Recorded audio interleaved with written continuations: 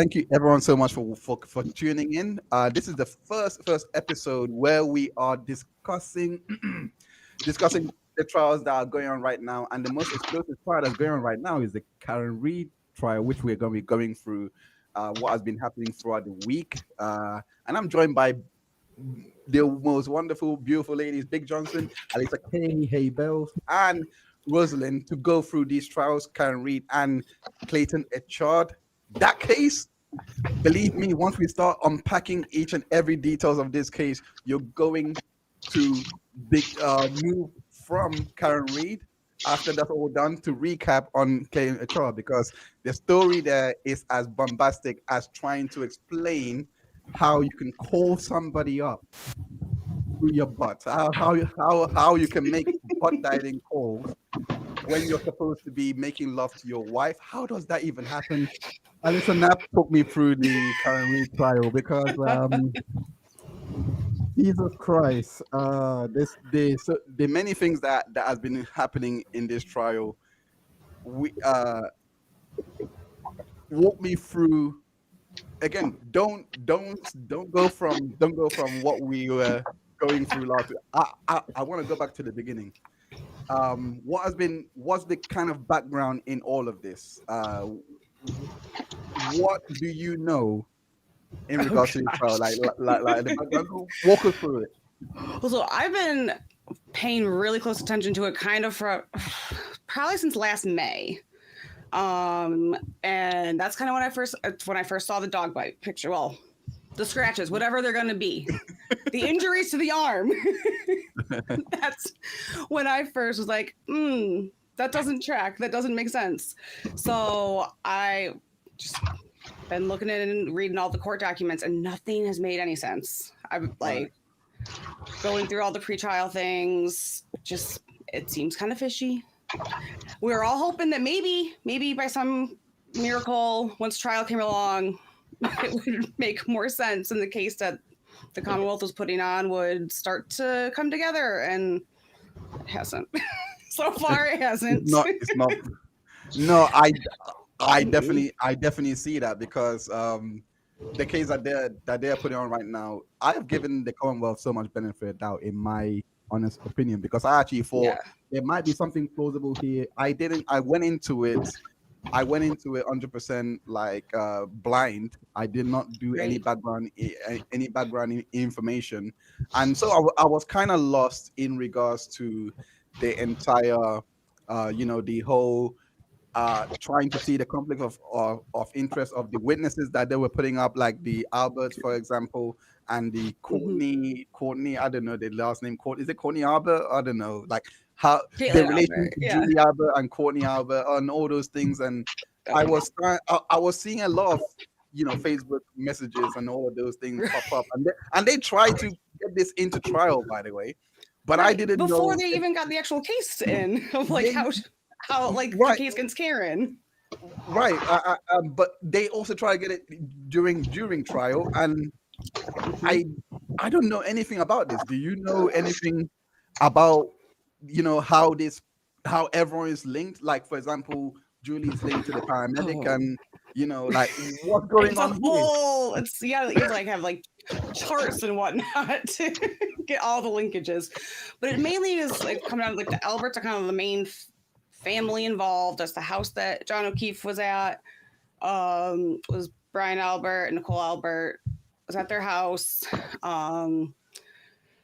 It was Nicole. Then Julie is married to Brian's brother.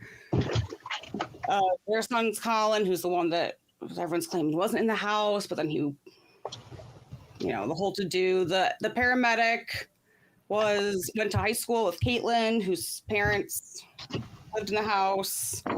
Really, you need like a whole, I feel like that little diagram with a string in the background to connect everyone.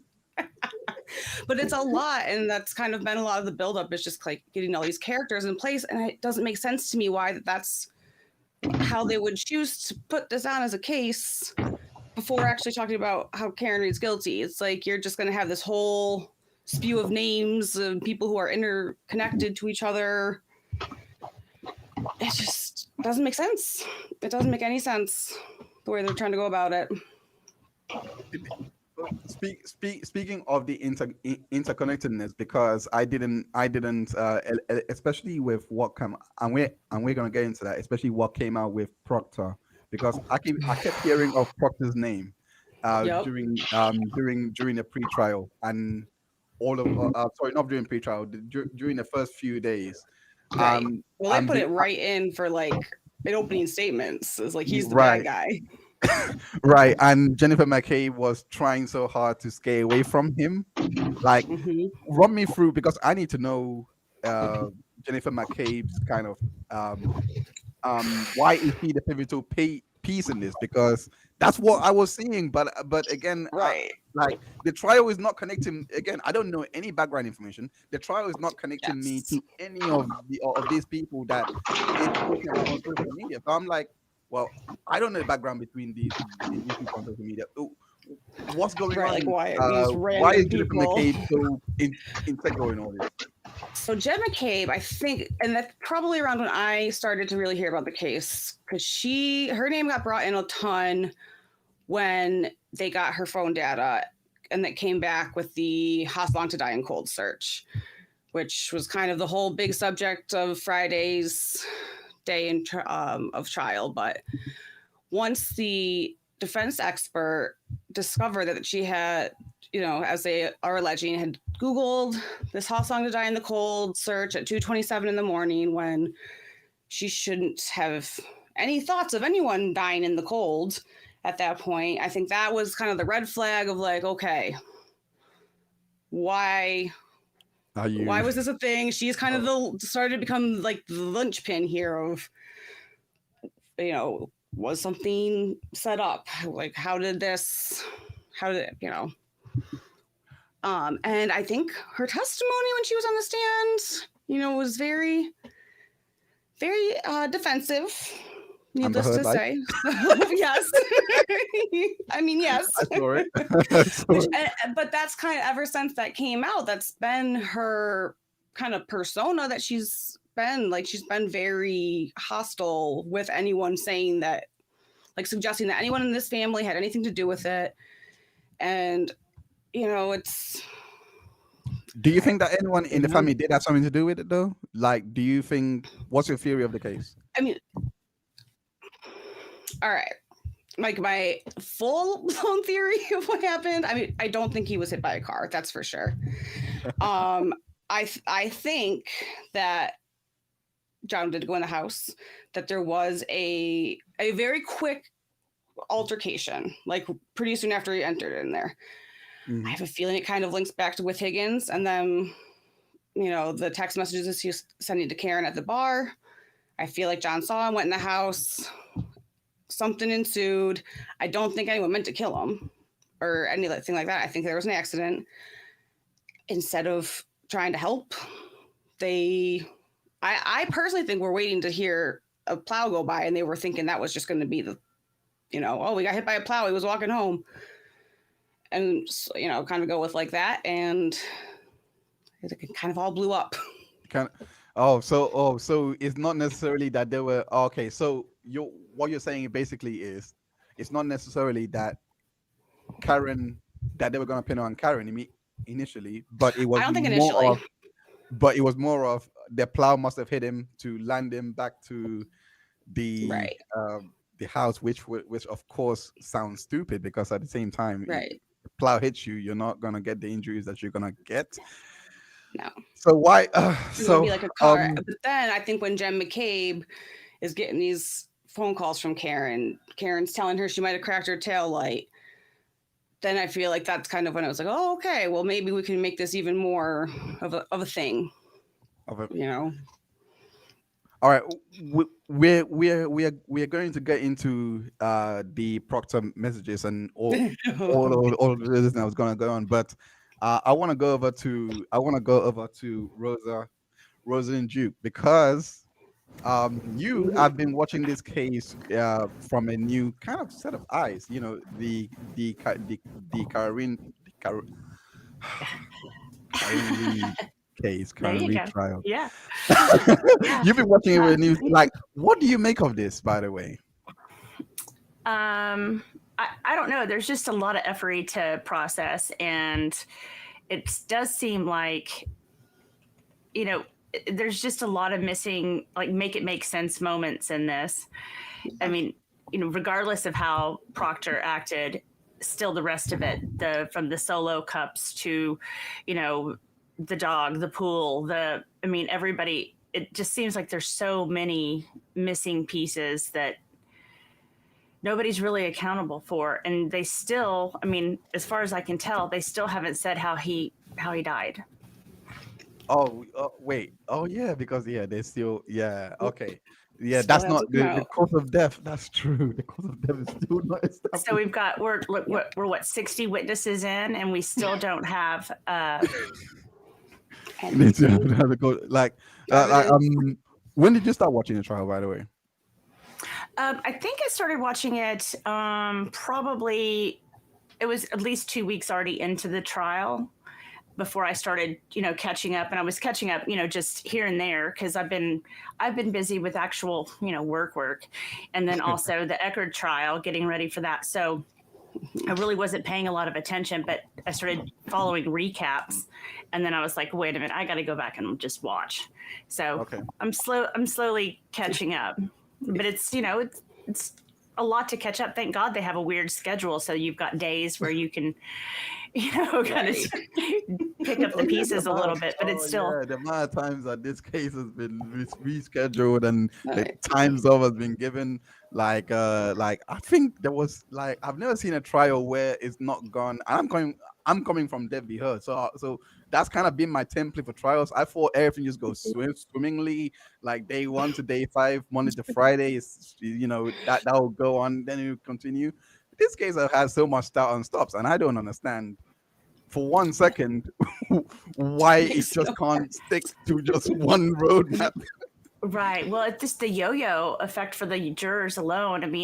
Who wants that kind of schedule? I don't know Right. that, I do that's efficient for anybody, really. I guess it's up to the judge. It seems like it's convenient for her, which is fine. I'm Yeah. not going to. There's probably other stuff I don't understand, but that's just kind of my thoughts on it. But it has allowed me to catch up a little bit faster.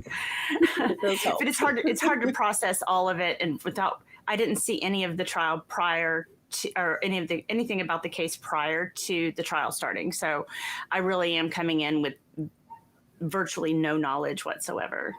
Mm. Okay. So what day did you actually enter? Like start watching the trial.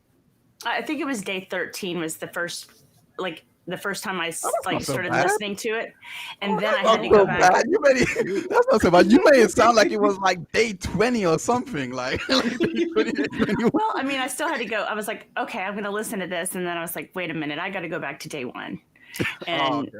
because Yeah. it was too much. I felt like there was already too much going on that I couldn't follow it. So it is perplexing. There's a lot of question marks. What did you make of the what is it called? What did you make of uh the the paramedic testimonies? Like, did you see them at all? Like Yeah, what they were yeah. saying? Okay, so what did based on what they were saying, do you have? And I'm only trying to see how valuable their testimony and how memorable their testimony was, because I'm trying to put my mind of a juror going through all of this. Mm-hmm. Like, if you've gone back to watch it, um, if you can't remember it, then I definitely I've forgotten, because I'm gonna say right now I Well, And have the forgotten jurors probably can't everything that either. they said. right. So Well, so I think that everything is on testimony. you right now. Jog my memory. Everything is on you. Well, no, that testimony was, I think, overwhelmed with the relationship questions. Like, why are we going down this hole of, do you know Karen Reed? It's a small town. Who do you know? That seems to be like what Mm, everything is. And it's like, well, why are they here? right. So I didn't feel like that was a really good way to get in there. I'm not sure that they said anything of value to me, to be honest. Oh, what in terms of the prosecutor's case? Yeah. Oh, I mean, as okay. far as the EMTs go, I don't think there was anything of value there. Like it was so overshadowed.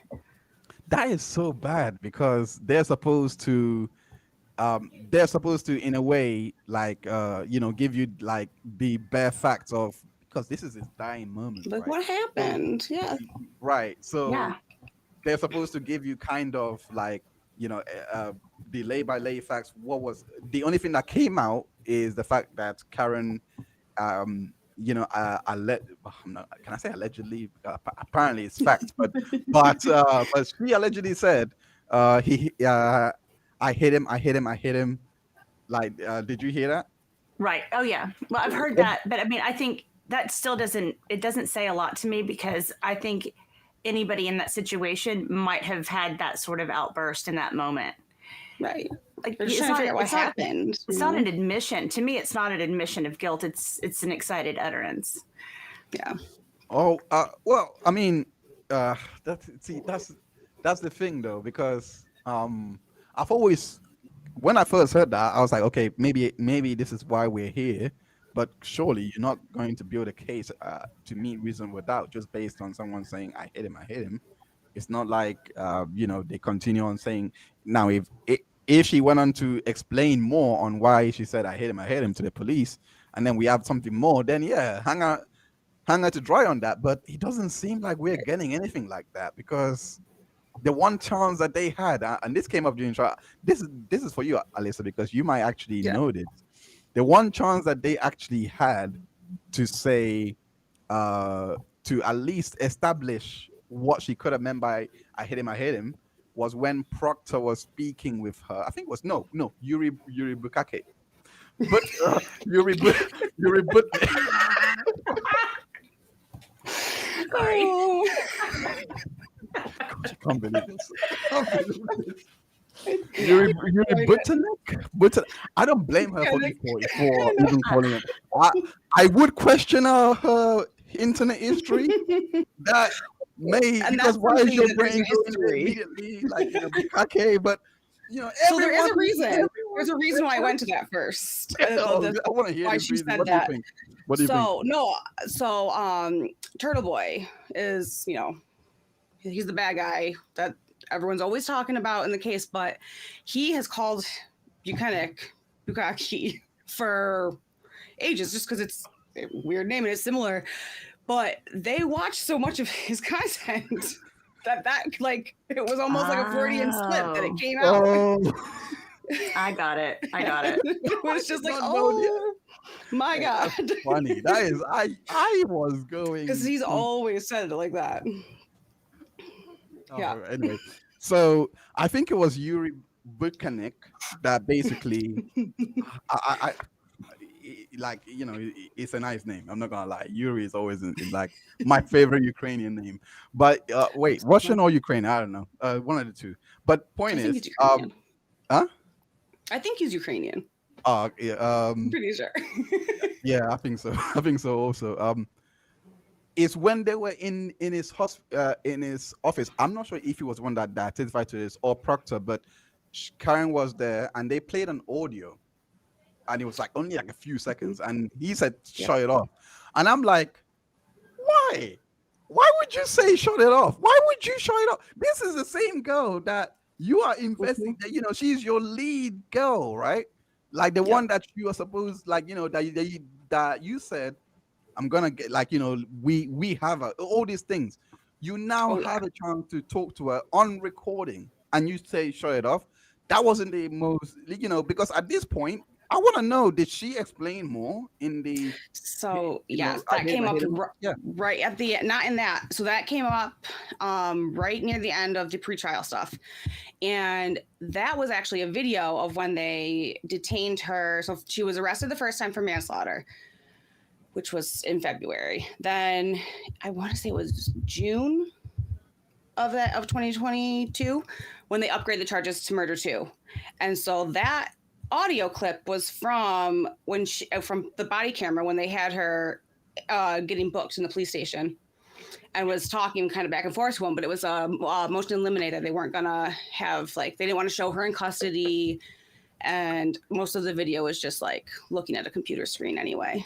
But Right.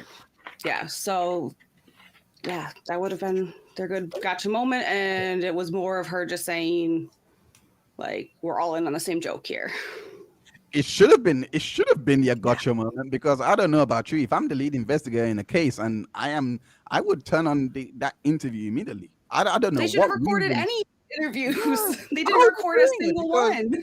if I hear, because what they're testifying, especially Proctor, which we're gonna get into, but what they're testifying is that they heard her say, they were from all the reports that they Yep. got, all those things that they were confident, uber confident, that they were the one, she's the one that they want. Yeah.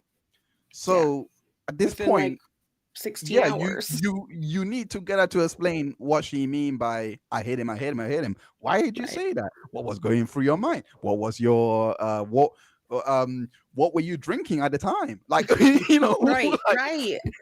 I mean, then all they these said questions. she was so drunk at the time. It's just so bizarre to me. And it's all these questions that would be answered if they had just recorded interviews like every other police agency. We've seen them so many times. And Absolutely. I don't understand. And even so, a lot of the witnesses were saying that, oh no, his report says that, this is what I said to him, but that's not what I said. So who's lying? Like, are the reports wrong, or are you going back in testimony? But if there was a video, it'd clear everything up. Yeah, And absolutely. it's just, I don't know why they didn't do that. No, yeah, no, absolutely. So, Rosalind, I want to ask: did you see what happened in regards to, I think, I just lost my train of thought. Apologies. Um, while I'm trying to get it back, I just want to say, make sure that you hit the like button, because this is where this is my live stream channel. My main channel is Dr. Hines, but this is the live stream channel where I go through all the trials that goes on during the week. It's kind of a new thing. So hopefully, if you're liking this, make sure you hit that like button and also share it as well with your friends. And unfortunately, even with that segue, my train of thought still didn't come back to me. Jesus Christ. So I'm gonna I'm gonna do oh well. Oh yeah, it was worth a stab. It didn't come back to me. But I will say, the weirdest. Let's go back to the butt dials, and hopefully my Oh train my of thought gosh. will return. So the butt dialing, right? The butt dialing. This was in episode. Who started this chain of the butt dialing of? Who started it off? Do you remember, All Alyssa? they all do at some point or another. Huh? I think. I want to say. I don't know. I think need Brian like Albert little was the first one. I need like flashcards or like Right. trading cards so I can keep up with all the witnesses. Yes. There's and everyone's Brian. They're all named Brian. Right. Oh my gosh. Oh yeah, I Brian want to Albert is say the testified to it was Brian Albert, but they've first all at one. some point had butt dials Yeah, like or butt dialing each other back and forth. Oh yeah, and the fact that he like okay, so Brian Albert was I think was he on day 8, I believe. Was it day 8? I think it was, or day That 9. makes I think it was sounds day about 8. right. Flipping neck. Let me try and get that accurate, because I do have my notes here. I have 2 set of notes. Okay, Christopher Albert was on day 8. Julie was on day 8 as well. Karina Kolokoitas. Yeah, everyone had trouble with pronouncing her name. So But hey, you she's can't like cancel me. one of the best witnesses. I just liked her. I love that. I think that's it. Just Kate. I think Katie, Kurt. There were so many witnesses here that I'm trying to. I still haven't. That's the thing about all this. I mean, like, all of these witnesses, and I haven't had any notes that I could say it's of note. Like, all my notes here is saying Right. nothing is of note. Like, on day 7, Lieutenant Ray, it's just text message between Katie and Mike, and the couple were spending. That's it. There is nothing coming from Right. you guys. Yeah. Like, even Julie Albert, I don't have anything from her except for the text messages to Courtney, and this is this is something that was right. So Julie Abbott and Courtney Abbott, not Courtney Abbott, Courtney Proctor, right? Courtney Yep. Proctor. Yeah. Yep. Right. Got it.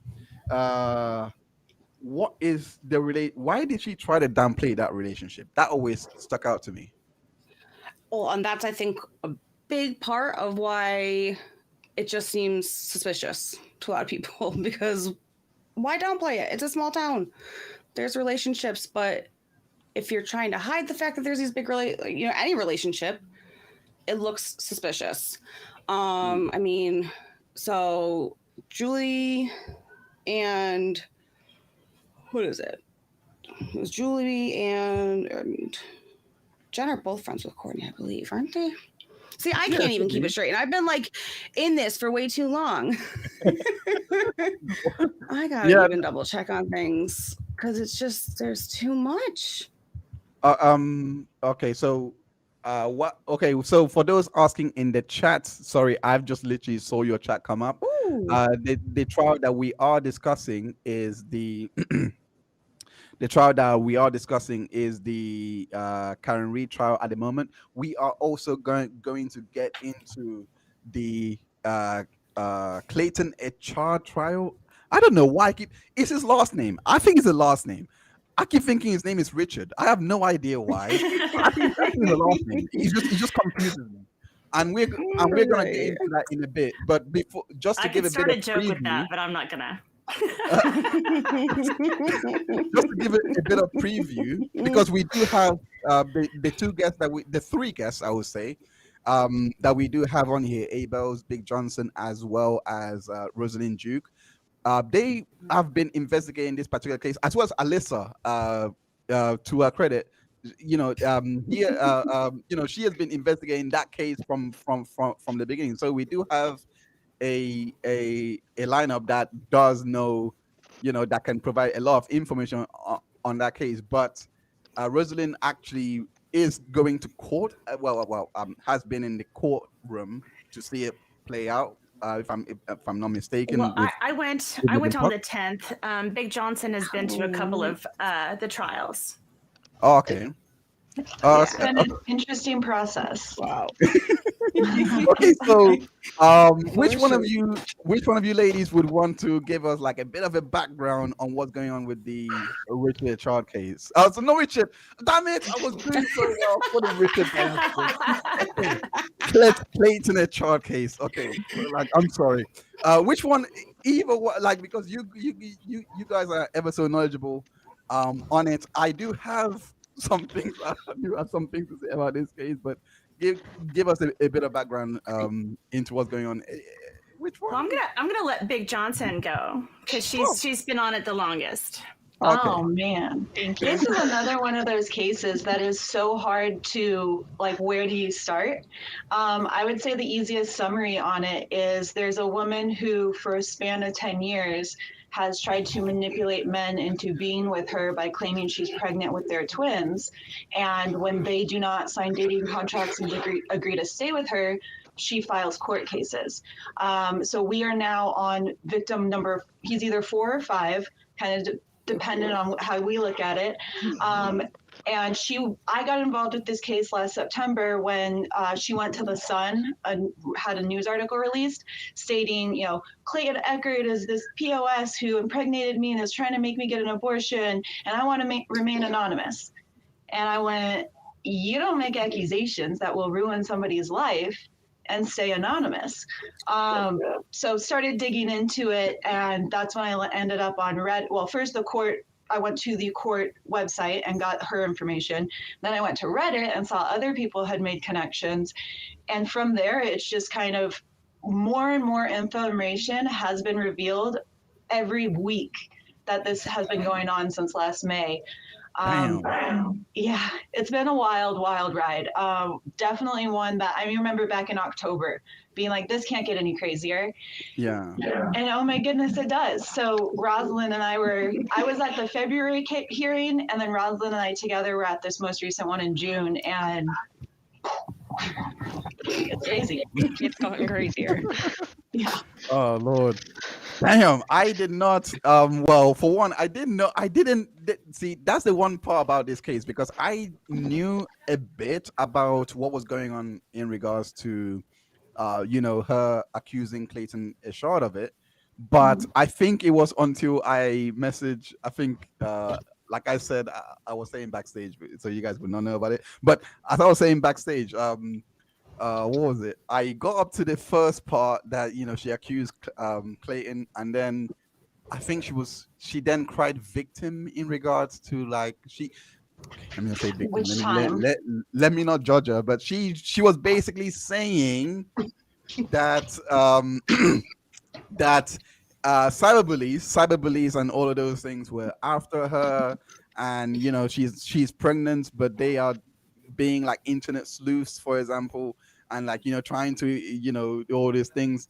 And then I think after that, after saying that, more evidence came out in regards to how it's not possible what she's saying to have happened.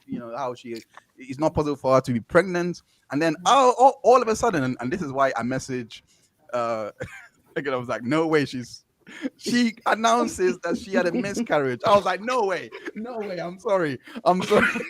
So it wasn't just that though. Yeah, not just that. Right. Okay.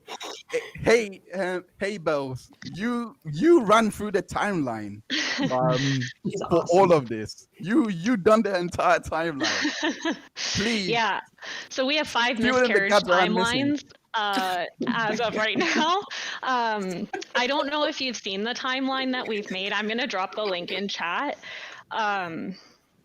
But it's, yeah, so it runs through the whole 10 years of her cases, and we go through each of her victims. We don't have much information on victim 0 because he doesn't want to come forward, and so we've respected that. But yeah, he otherwise we have a lot of information, and all 3 of those victims were at trial on June 10th, and so the other 2 were there to support Clayton.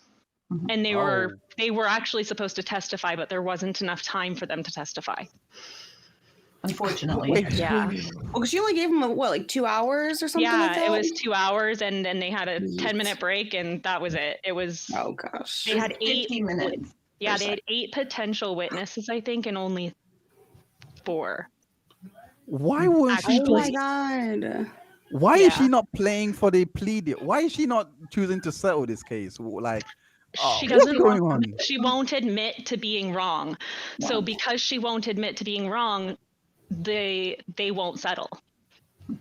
Or she won't admit to lying, I guess. She won't admit to lying and faking the pregnancy, so therefore they're not going to settle because that doesn't do anything for Clayton. Clayton's name is still dragged through the mud. He got her pregnant from 2 blowjobs.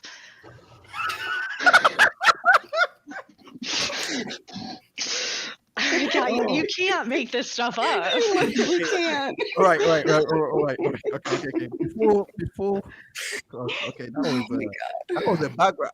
As you can see, that case is not only wild, but it's also it's kind of disturbing that your life could be ended because of one bad blowjob. It's so bad. Exactly. And there's no proof of pregnancy necessary to file these court cases. It's crazy. Right. Ouch. Right. Ouch. Right. Yeah. Okay. So, that's a massive jump from talking about a woman who is not guilty of doing anything. I personally. Okay. Now let's go back to being jurors, because this trial, like we just said, the Clayton Echard trial has just begun. It's 2 days now, isn't it? 2 days in. Well, no, it was a 1-day trial. Yeah. It was 2 hours. It was a time. Wait, it's done already? It's done. Uh-huh. Yeah. Are you saying? Wait, hold on a second. We're waiting for the ruling. The judge on That's what I the was saying. ruling. But It's over. It's actually over. There's no it other was just an witnesses. evidentiary Yeah, hearing. actually, Laura's lawyer couldn't even cross-examine Clayton. There wasn't enough time. Yeah. Oh my god. And he's a whole character of himself. Oh, yeah. Yo, if I actually, you see, when I saw lawyer. this, sorry, go on. But her lawyer tweets and blogs about the case and how right Laura is. And how wrong everyone else and is. how we're all liars. And that's why the Terrible pawn people. scum. So he called us pawn scum.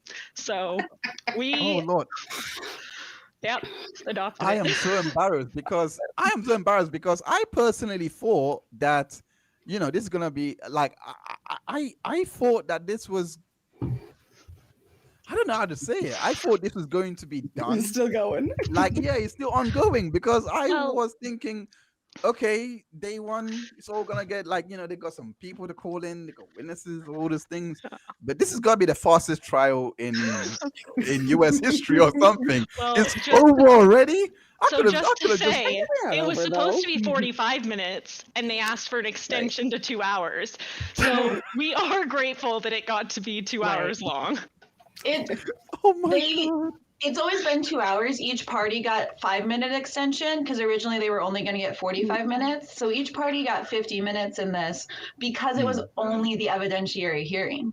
Like Right. all the lies, the perjury, the defamation, all the other crimes that she's committed and actually done weren't even being heard at this case. Right. So that's Wait, why it was so wait, short, and that's wait. why it's. Wait. Hold on a second. So it's not technically over. It's just an Oh. evidence. So the trial has not actually begun.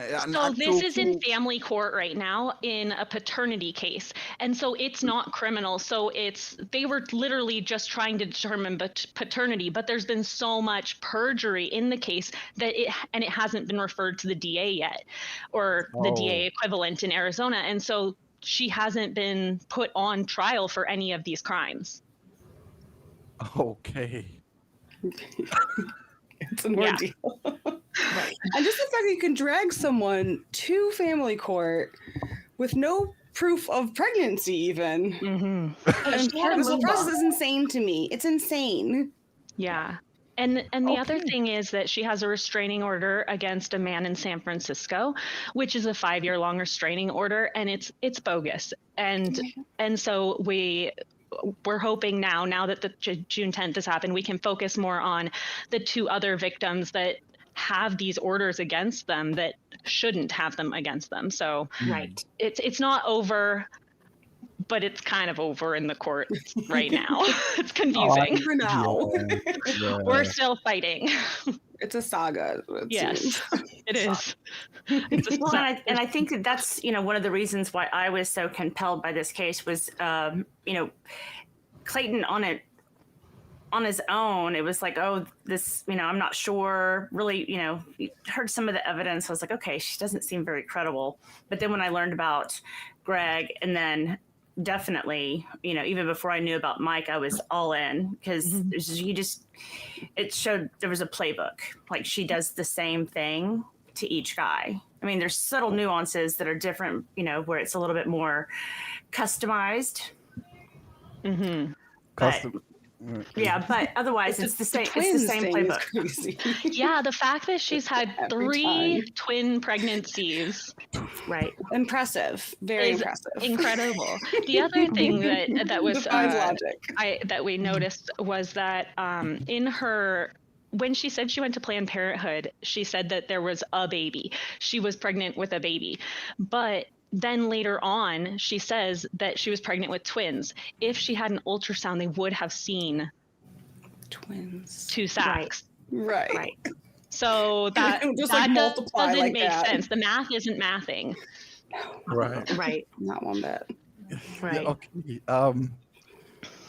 Okay. Okay. Let me try and get my thoughts back because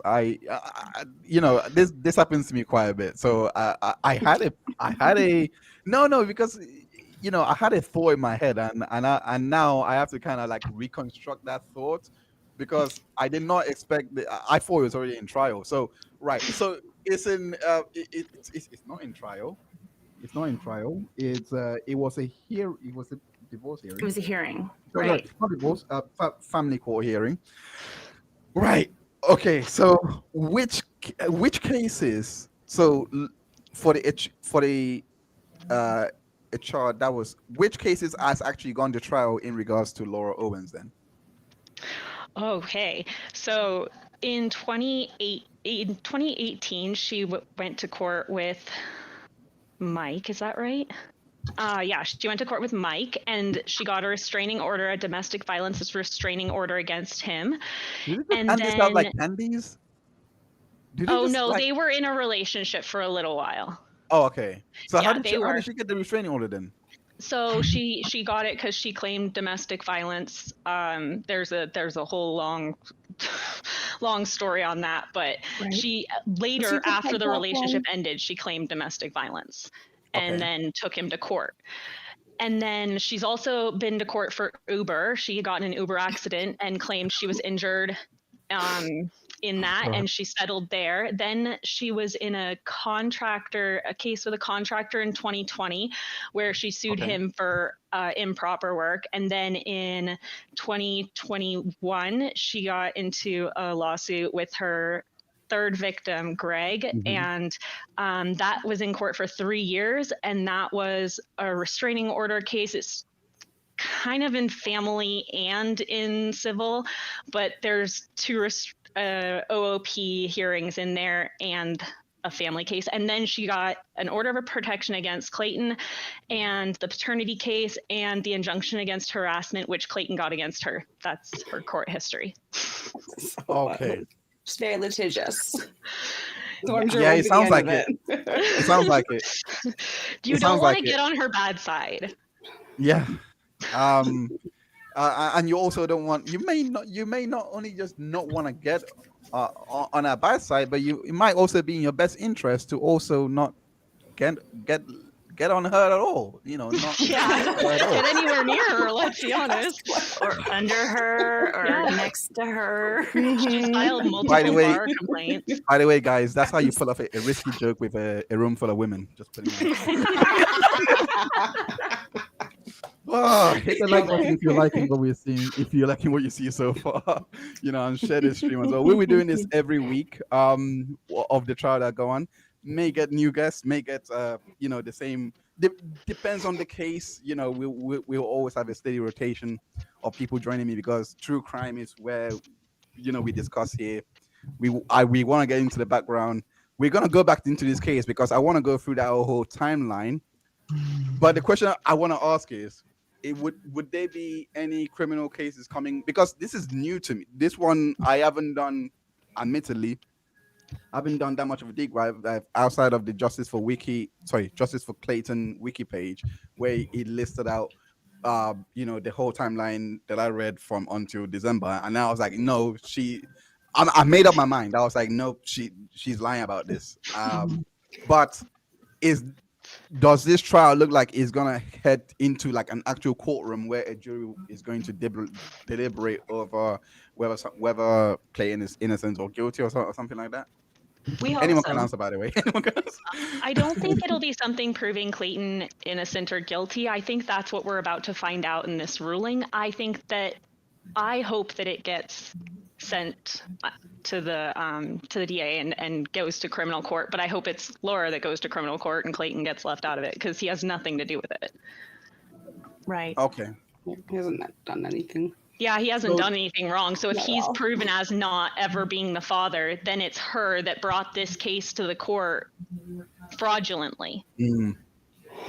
I think it's going to be a really important ruling, depending on how the judge, actually rules, but to have that on the record with her history Yes, of doing this, that'll be huge for the other men too, absolutely. Yep. Right.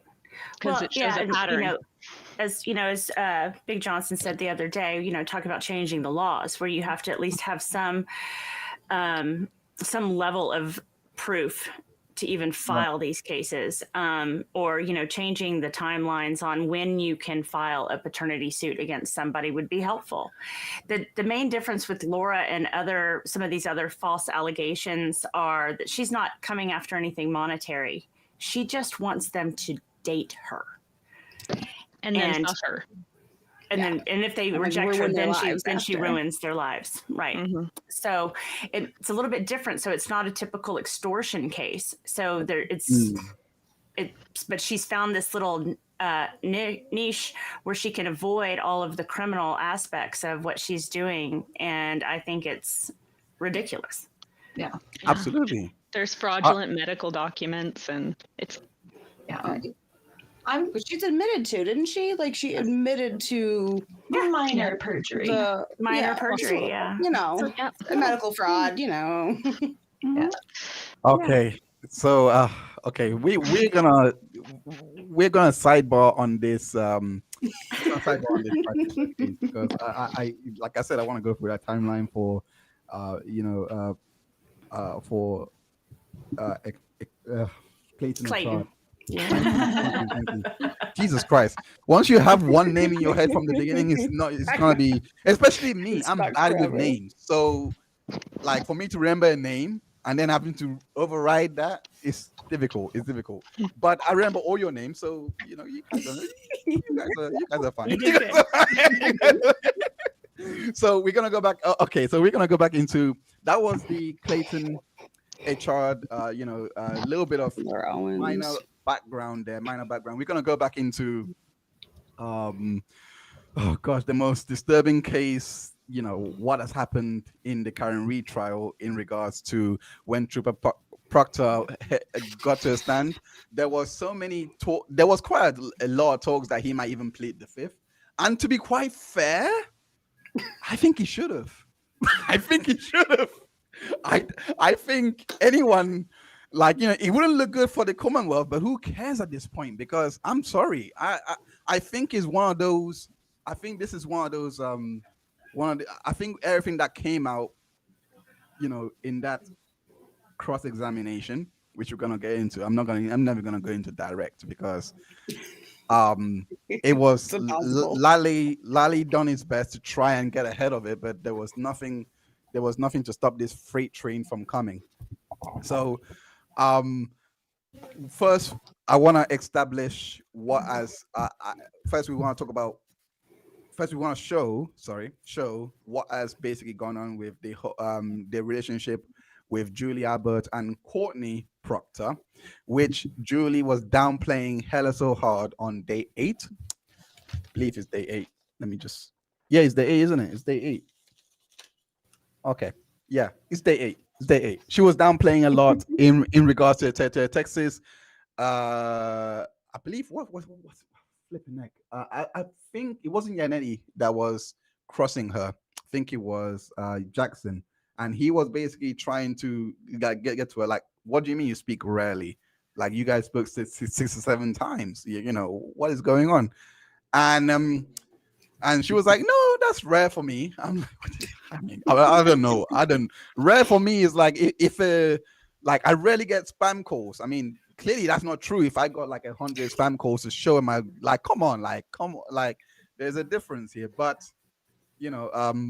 but for the Karen Reed, let me just go to it because it's very it's very important what happened. I'm sorry.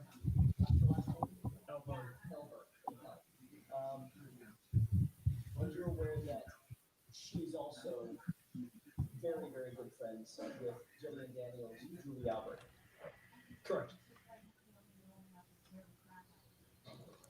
Are you aware of any circumstance in which any of the Alberts have been over to your parents' house? Yes. Oh, damn. Have you ever been over to your parents' house when any of the Alberts have been at your parents' house? Yes.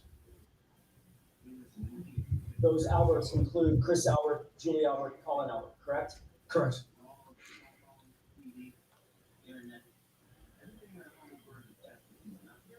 Hurry up. Please hurry up. Okay.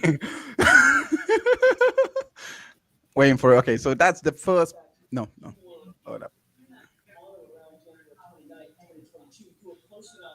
Friends with Julie Albert that she had your personal cell phone. Oh.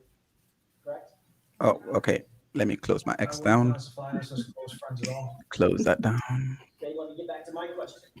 Did you have her cell phone in your phone, or did she have yours?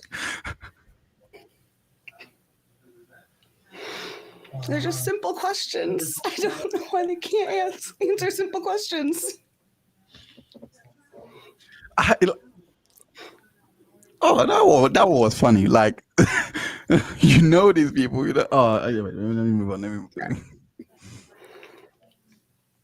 If you would turn to tab 4, so what was this marked for ID?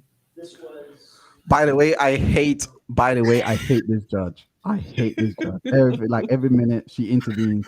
Every minute she makes you feel like you are like everything that they're doing is worthless. I don't like this judge, but She I hates these made it clear California from the beginning. lawyers in her court. Tab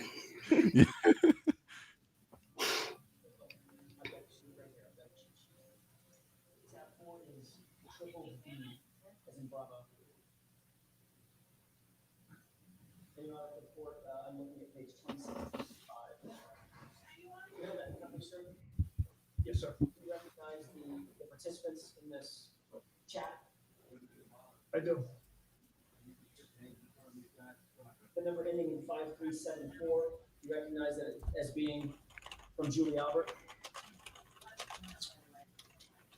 Based off the content of the message, yeah, I recognize this text message from Julie. And she texts, "This is the weekend I've been waiting for. Michael, please send ski videos if CP doesn't share with me," with a laugh. Correct? Correct. For context, this is the same woman that he claims they have no relationship whatsoever. By the way, None whatsoever. Acquaintances. They're all just acquaintances. That was less than a month after Mr. O'Keefe's death. Is that right? Correct. Less than a month after you've been assigned to the investigation in which Julie Albert was a witness. Correct? Correct. And her husband, Chris Albert, was a witness. Correct? Correct. And her son, you knew, Colin, was involved as well. Correct? Yes. Who is CP in that text message? It's a nickname I have for my sister. Courtney Buck, correct? Correct. Or if I may have just a moment. I feel bad for him. I feel bad for him. I don't. I don't. I know it sounds bad to feel bad for someone like based on what came out during trial, but the only reason why I feel bad is because there's a little. I'll explain why. I'll explain why later on because it's like. I better be careful here. Right. Okay. Well, no one ever thinks that's going to come out in court. Yeah, but And- but I get it. I get it. At the same time, you shouldn't, even though you think it's gonna come out or not. Saying is a different thing. Right. Exactly.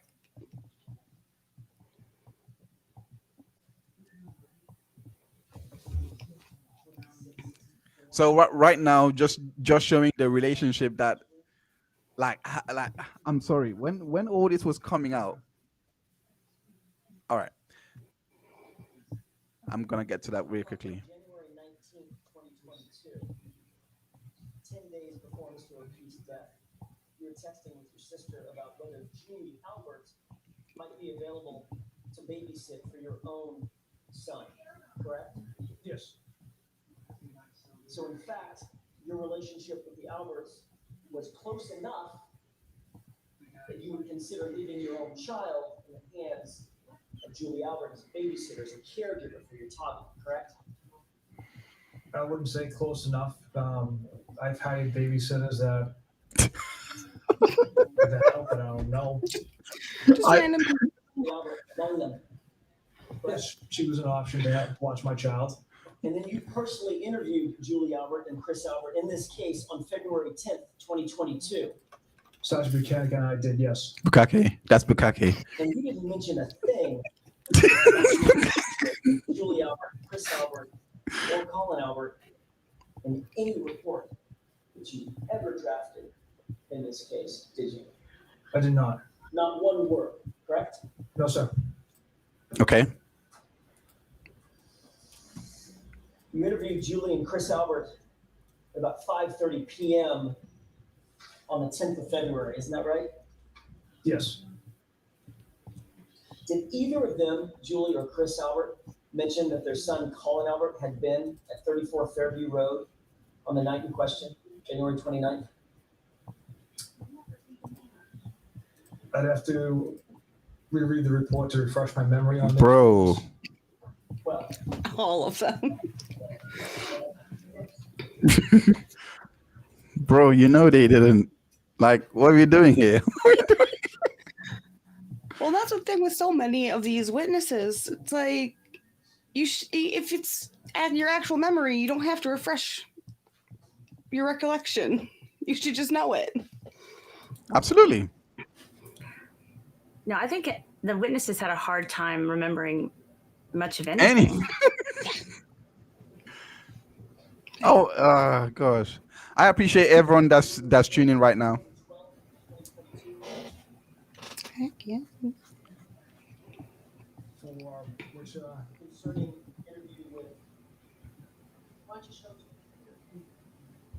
Judge. I may have the wrong report. All right. Let me just fast forward here.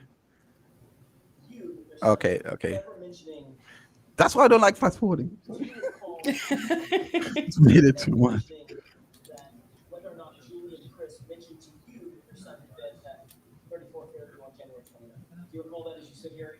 to the best of my recollection, no. It was a very short interview with Julie and Chris, was it not? Typical length for the information they had to offer. So you started the interview about 5:30 p.m. It must have been relatively short because you received a phone call by 6:17 from Julie Albert herself, correct? I don't know the call detail right there in front of me, but okay. Yes. Yeah, Tab 6. Every time. you gotta love him though. I mean, you gotta love. Like he knows he should know this. Like he knows this as well. So for him to still try and go down kicking and screaming, I gotta admire that. Gotta give him like he's being dragged kicking and screaming. He's like, no, I'm not going down without a fight. Right. And on the other hand, they probably know these defense attorneys, if they are wrong, are going to drag them for that. But we're still gonna try. Exactly.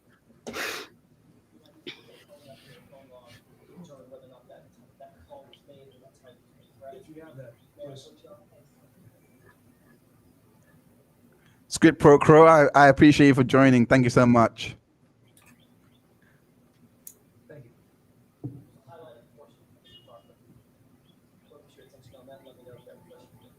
It does, sir. Thank you.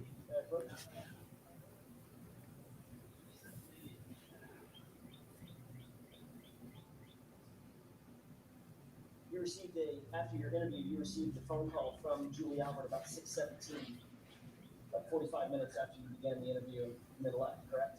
Yes. At 6:21, you called her back and you spoke for 3 minutes and 58 seconds. Is that right? Yes. Did you discuss the interview? I don't recall the contents of that conversation. And of course, you never memorialized that in any report, did you? The fact that you had a subsequent phone call with Julie Albert on your personal cell phone. I did not. Let's turn to tab 5 one more time. If you could turn to page 2677.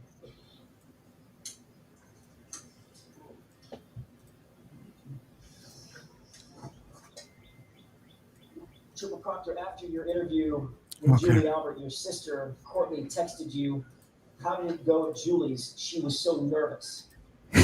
You recall that? Yes. In fact, you responded to that with a ha, ha, ha, ha, ha. 4 ha's, right? And then why? Question mark. Correct? Correct. Then you responded, it was fine. Just a quick convo.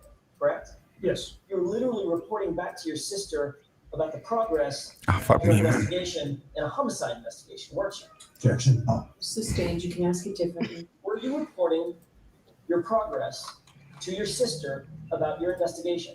Objection. It's right there though. Like it's lucky. It's literally what he did, and that's literally what he did, because there is no way. I mean, like this is I want to like there's a part that I want to talk to here because there was there was a recusal flipping neck. What is it called?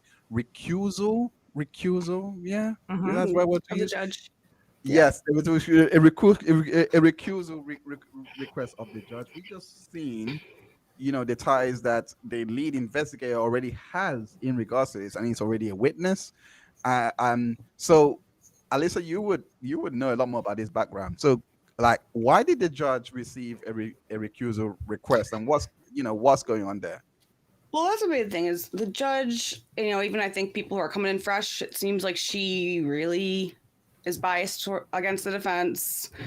And it's been an ongoing thing. So it was back, blanking on how far back it's been, but the main rationale was that, and again, I know it's always a heated thing with bringing up Turtle Boy and anything Karen Reed, but Don't worry about that. this is It's where like, that came from. the Was internet is that, gonna internet. The internet is gonna exactly, internet. Don't worry about that. exactly, as it will. But this is kind of where that whole recusal kind of started. Okay. And there had been some things that people had noticed, like there was Venmo transactions mentioning, it was like Beverly and whatever her husband's name is, and it seemed to be towards that. But then it was Sean McCabe, who is Matthew McCabe's brother, had been, going back and forth with Turtle Boy in messages and had made comments about how they knew the judge and that, there's no worries here. And he made a comment like, do you really know her? And his response was, oh, Auntie Bev, like that's who's so Seaside Cottage we're gonna bury you under. That was Sean McCabe. Wait. That was Jen McCabe said Auntie Bev. No, it was Sean McCabe. So Jen's husband's brother. Okay. Was the one who started. He's the one that started Auntie Bev. Okay. So do they actually know each other like that though? Unsure, but just the fact that like that's even out there does, it gives the potential. Yeah, and it does seem like it's at least the perception of bias. And she, immediately was just like, nope, not true, denied, and has stayed on sets. Right, but do you think that there is is there any familial link into Auntie Bev and everyone else?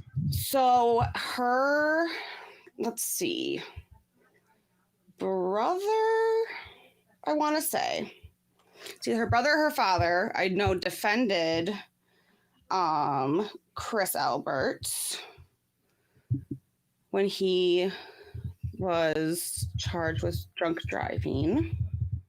Drunk driving killed a man. Yeah. And left the scene and came back. So there's relationships, but they're distant.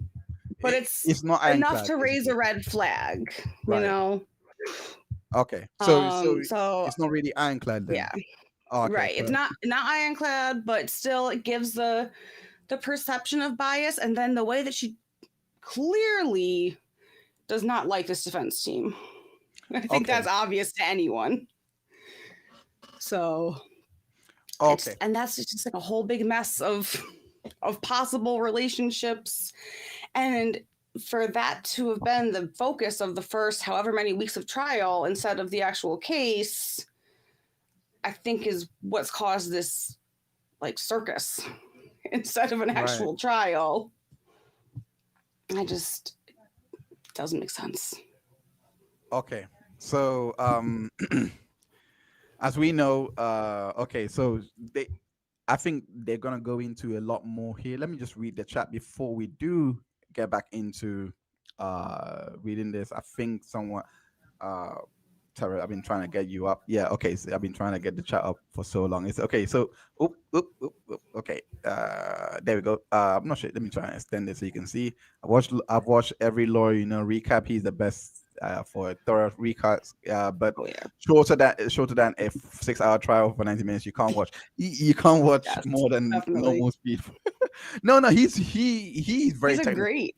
Yeah, he's very technical. He broke it down.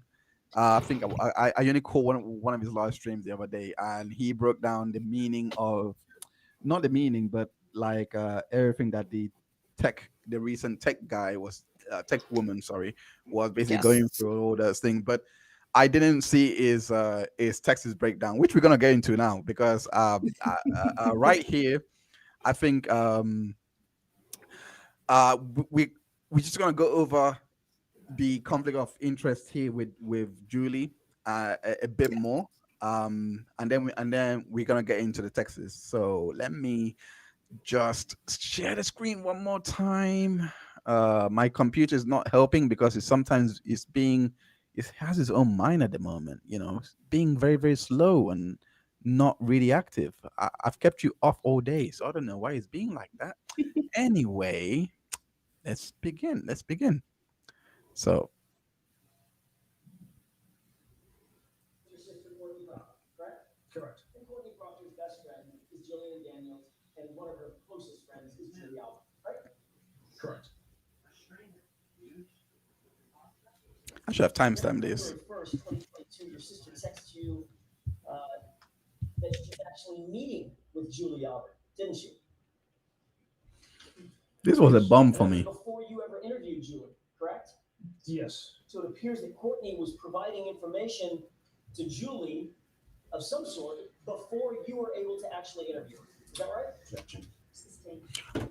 This is what I don't get. Let me ask you this. Right. I still don't get. That was perfectly The fine. objections. Yeah, that was fine. I hate it. I hate it. It makes no sense. Before you interviewed Julie, correct? Provided information that Julie and Chris were at the waterfall and I needed to interview them. Yes, that's the information I shared. And who knows what you shared verbally, not in text messages, correct? Objection.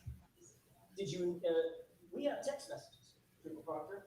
Did you share other information on phone calls with Courtney? No. So the only information we're to believe, you talk to her 5 to 6 times a day. The only information that you claim you shared with Courtney about the details of the investigation are contained in these texts which we have. Objection. I'd like to answer that. Can you answer that? You best, Ann Bev. My sister contained within these texts. Yes. Let's be honest. He's not supposed to be sharing. Let's be honest here. Let's be honest. Anything. He's not supposed to be sharing anything, but he's answering that as if it's okay. All the time. So my best friend, like from when I was a little baby, her dad was the head of homicide until he retired. To this day, like he basically my second dad. Never have heard him talk about a case ever. And he's, been on shows like, the First 48, things like that. Nope. Won't talk about him. It's just like, this is not how this is supposed to be done. Oh, okay. Interesting didn't though. know I that. come from a cop. Oh, sorry. Go ahead. Go. No. I was going to say, I come from a cop family, and I feel like I've always known way more about cases than what was released to the public or anything like that. So on this case, when all of the potential police corruption comes up, I see it. I believe it. I've seen things personally that make me believe we need to second guess what's going on. Yeah. Oh. Okay. Let me just go back. Yeah, play that. Sorry. No, you're fine. You're fine. On the phone, I'm sure there's been conversations that things that have been newsworthy items that have Newsworthy items. news. Definitely been conversations. Why is he saying newsworthy items when this didn't even hit the press yet? By the way. Because to make him feel better. It was always just in the news. I didn't say anything wrong. Yes. Tab 5, let's turn to page 2672. With court's permission, will you cover? Yes. Tab 2672. You see the text from you, what's up? Yes. And what's Courtney Proctor's response?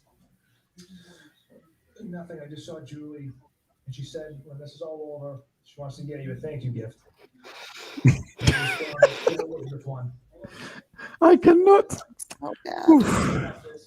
On direct examination by Mr. Loud, right? Correct.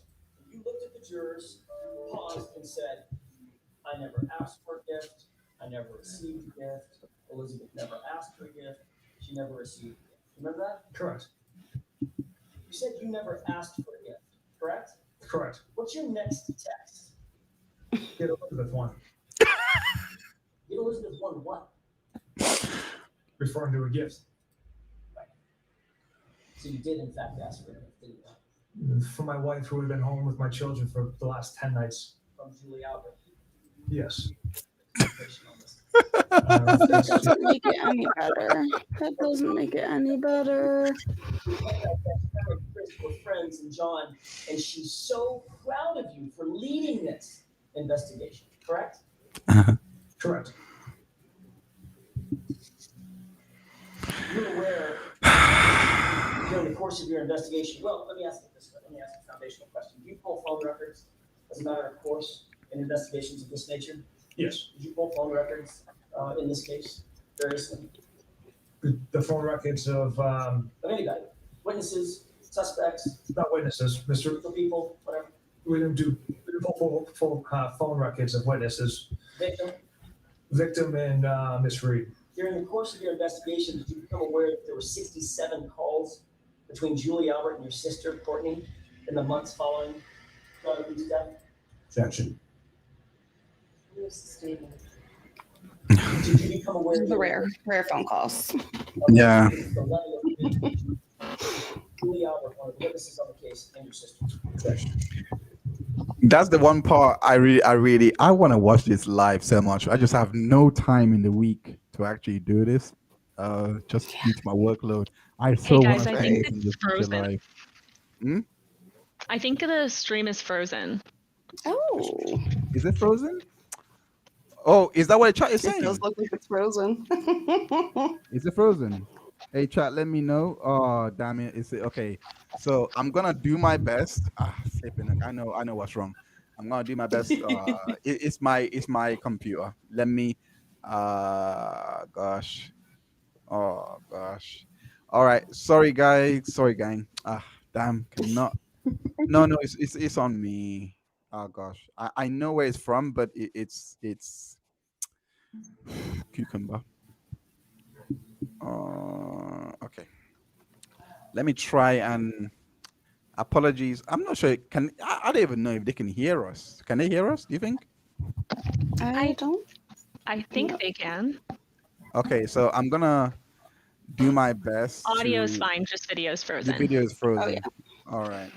Yeah, I know why, because the main OBS it's probably stuck on his board head for quite a while. So, okay, so it should be fine. Okay, guys, can you see us again? Can you guys hear us again? Yeah. Yep, We back on? I can see. Oh. Are we back on? I see. Are we back on? Audio's good now movement. too. Yep, everything's good. Okay. Yay! Thank Oh wait, God. audio's go. Wait, no, wait. Sorry, I read wrong. Audio is gone now. Oh no! Well, that's not great. Well, that's it should be fine. Is that better? There you go. Works. Yes. Yay! Okay, yeah, it works. We're back. We're back. Apologies so much for that, guys. It's my PC. I have no idea because it's been sleeping all day. So I don't know. PC sometimes have their own memory. See, this is why AI is dangerous. This is why AI is dangerous. They have their own mind. It's true. They overload. It is true. It's only a matter of time. I will use any excuse in the book to get rid of AI. I will use any excuse.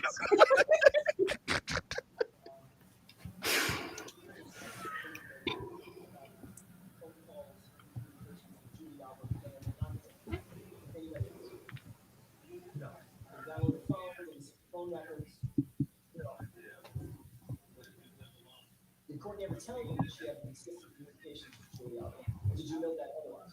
Objection. During the months, let me ask it this way. During the months following John O'Keefe's death, you did continue to have consistent communications with Courtney, though, didn't you? Yes, I speak to my sister every day. Trooper Proctor, were you using Courtney, your sister, as an intermediary between you and Julie Albert? Absolutely not. I don't know why. Okay. Very beginning of your Another investigation, thing? Absolutely is a red flag always. on the night in question, right? Yes. The night you testified at the grand jury, the state court grand jury on this case, that you knew that Colin Albert was at the location, right? Yes. Did you make any concerted efforts to keep Colin Albert's name out of this investigation? No. Okay, so now we Trooper Proctor, Colin Albert's name fails to appear in a single police report until July 18, 2023. Colin Albert was not at the home. He left at approximately 12:10 a.m. before anyone from the waterfall had arrived back there. Let's look. okay, so while they do that, I want to ask the question. And this one goes for you, Alyssa, because you wouldn't, you 100% know this. Why is Colin Albert actually important in all this? So Colin, and that's kind of part of the whole, like, why does it matter? Because so he did not put Colin Albert as in his report as being there, but all the other people who'd been at that house earlier in the day who'd left before a lot of the people, all of the Alberts and the McCabe's got back. Right, They're right. all mentioned, but not Colin. So it kind of is like why are we trying so hard to keep Colin's name out of this narrative here? And, a lot of it has been, there's, speculation that maybe he was still there and he had something to do with it. Kind of why they have been spending so much time getting everyone to testify about how Colin wasn't there. Right. But it's kind of like, like, she doth protest too much. Like, why are we so focused on Colin not being there if he didn't do anything? Right. So do you believe he did, do you believe he is central in this case one way or the other? What do you think? I don't know one way or another, but I find it odd that they're trying so hard to keep him out of it. They tried to keep it, he's up on the stand with his little polo and like he's this, very innocent kid and he's never been in a fight before, but shows up everywhere with busted up knuckles. So what do you think the knuckles actually happened like that? I think it's for fights. Fight with who? Like, I don't know. Okay, I'll just come out and ask the question. Do you believe that he was fighting John O'Keefe? John O'Keefe. I don't think he would have gone and started a fight with him. I could see, I don't know. And obviously I don't know the kid. I know what's in court and what's, kind of floated around the internet. Especially those videos that they had on his cross-examination. He seems like the kind of kid that would jump in if there was another, something else was going on. Yeah, like I saw the knuckles part, and I saw a doctor break it down on TikTok. That wasn't from the night, was it? Was it from that same night? It was from ages ago. Yeah, and they kind of look like they had almost reopened in a way, that it had been healed wounds, your knuckles are, especially if they're already been kind of busted up, they break open so easily when they're healing. So just to me, that's kind of what it looks like, was that they just, and that could have just been, like you said, he was doing some boxing for cardio or whatever with one hand. Yeah,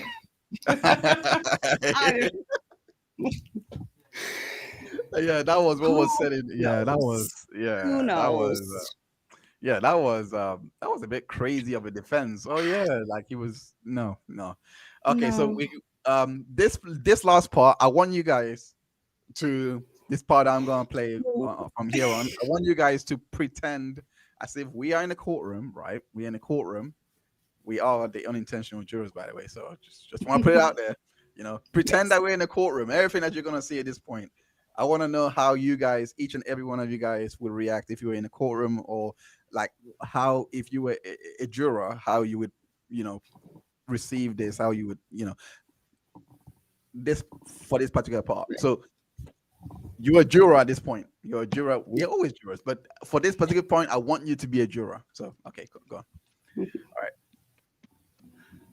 From all accounts, he didn't do a thing wrong. She's a whack job cunt. From all accounts, he didn't do a thing wrong. Too early. Sorry. 51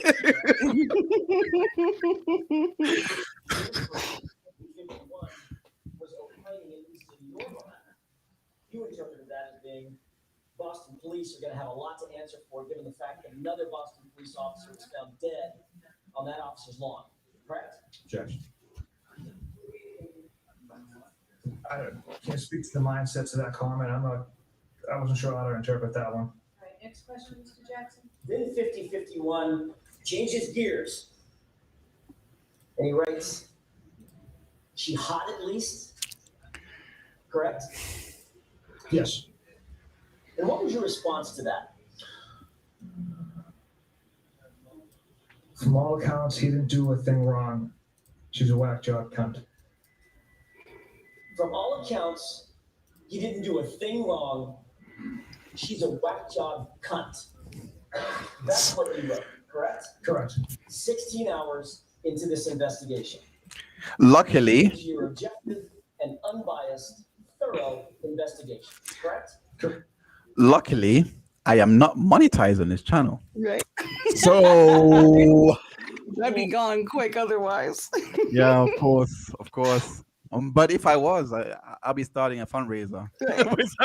Exactly. But yeah, so everyone that's here, so I appreciate every one of you for rocking with us. We will yeah, again, back to being the juror here. So everyone, I want you guys to be jurors, especially in the chat and on the panel here, because the responses that I want to see is if you guys were watching this in the courtroom, I'll be very interested to know what you guys will be thinking. Correct. But sir, you didn't have all accounts, did you?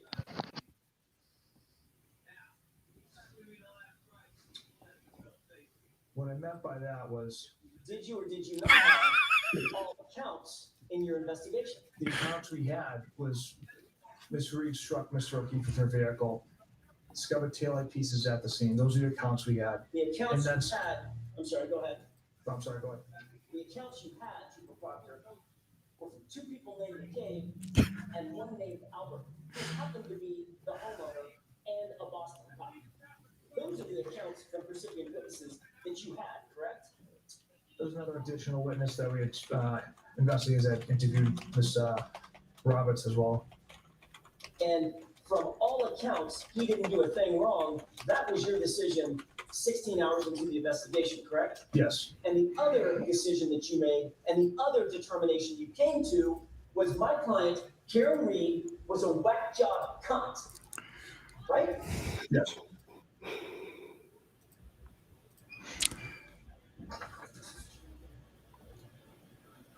What else did you say in response to she's hot at least?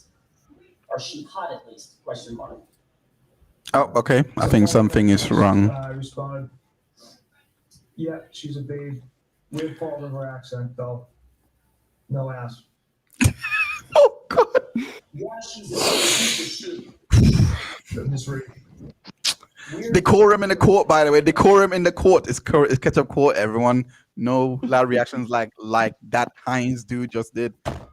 All right, okay, let's continue. And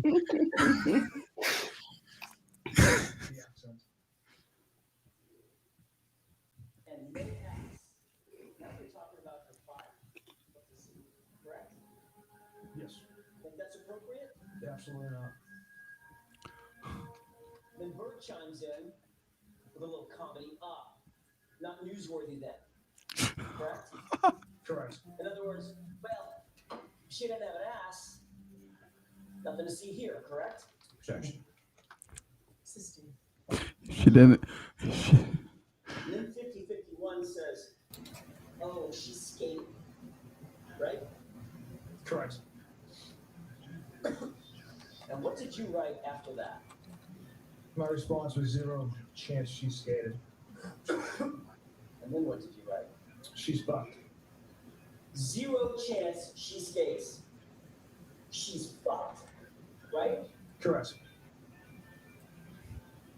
You decided on the 29th of January, 17 hours into this investigation, you decided individually, Trooper Proctor, you're not only going to put it on the girl, you decided you're going to make sure this is cut and dry, and what you're going to do is to make sure that she's fucked. That's what you were saying. Objection. All right, so that's sustained. You can, the content's fine. You have to ask it different.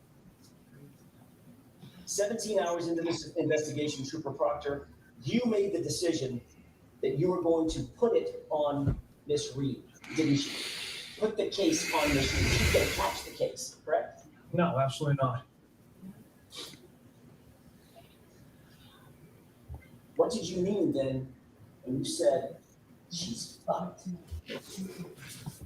After a day's investigation with multiple troopers conducting multiple tasks and a debriefing at Camp PD amongst detectives in my office, we went through the overwhelming amount of evidence against Ms. Reed that she struck Mr. O'Keefe with her vehicle. That's what I meant by that comment. Order. What's you mean by that? No reactions. 5051 had said she's going to skate. She skated. When you said 0 chance she skates, she's fucked. What you meant was, I'm going to make sure, I am going to make sure Ms. Reed doesn't skate. She's fucked. That's what you meant. Objection. And then Bert decides to chime in. Good. No ass bitch. Yes, that's what he wrote. Order in the court. To Bert. I laughed. Thought that was funny, did you? Trooper Proctor? Thought that was funny? It was unprofessional of me. That's something I shouldn't have done. Well, I think we all know it was unprofessional. There's a lot of things. I'm asking you, did you think it was funny? According to my response at the time, apparently. Then you sent a picture, just to add to it, pile on, of Miss Reed being arrested, correct? I don't.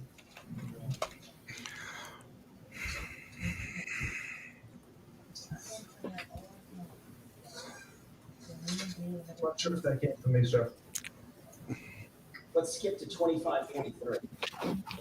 Okay.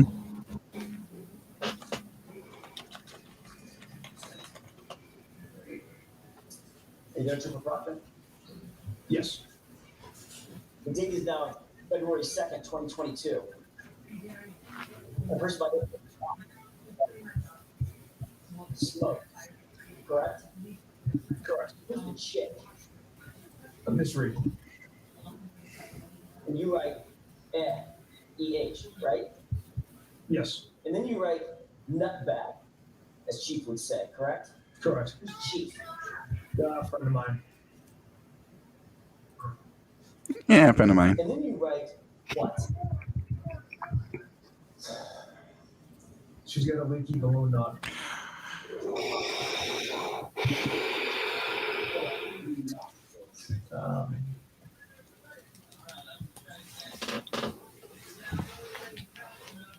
You're essentially, I guess, your rectum area.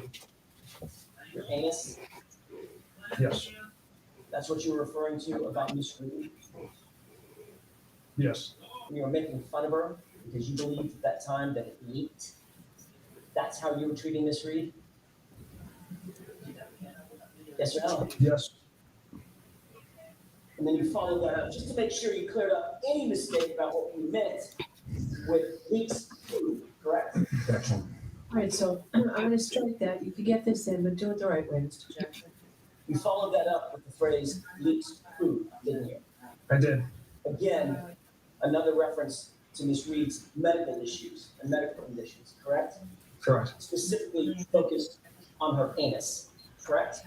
In reference, yes.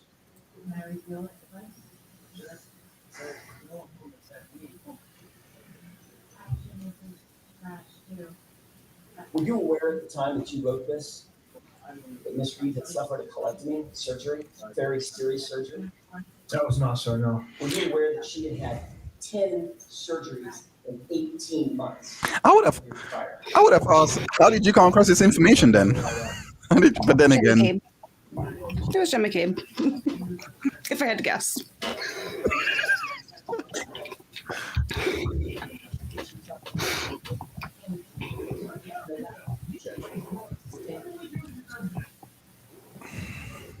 But you decided that you're going to take another shot at her and talk about her anatomy.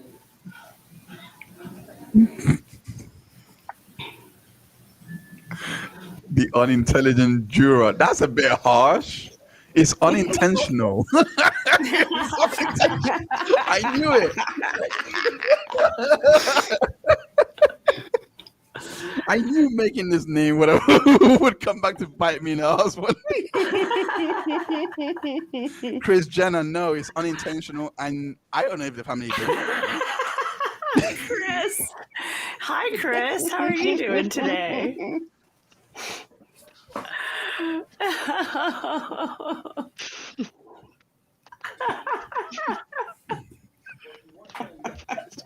You're lucky I'm a good sport. I would have kicked you out of the chat by now.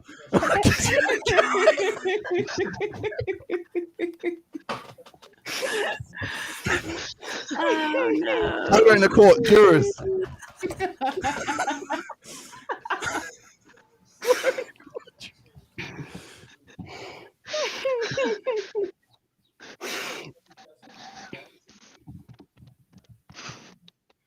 Yes. And you wrote nothing, writing a warrant. Is that right? Correct. Why didn't you share some sort of a video? Correct? Yes. Remember that video game of 1980s game warrant? Yes, Bruce. Yes, Bruce. No chill whatsoever. Chris wants to take it to the band basement.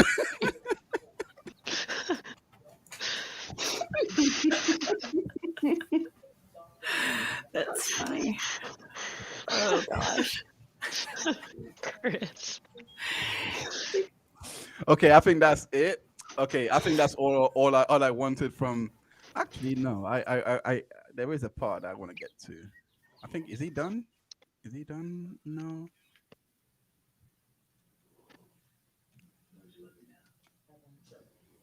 Okay, so this is a sidebar. Damn it. I should have had this part timestamped. It's ruined the flow now.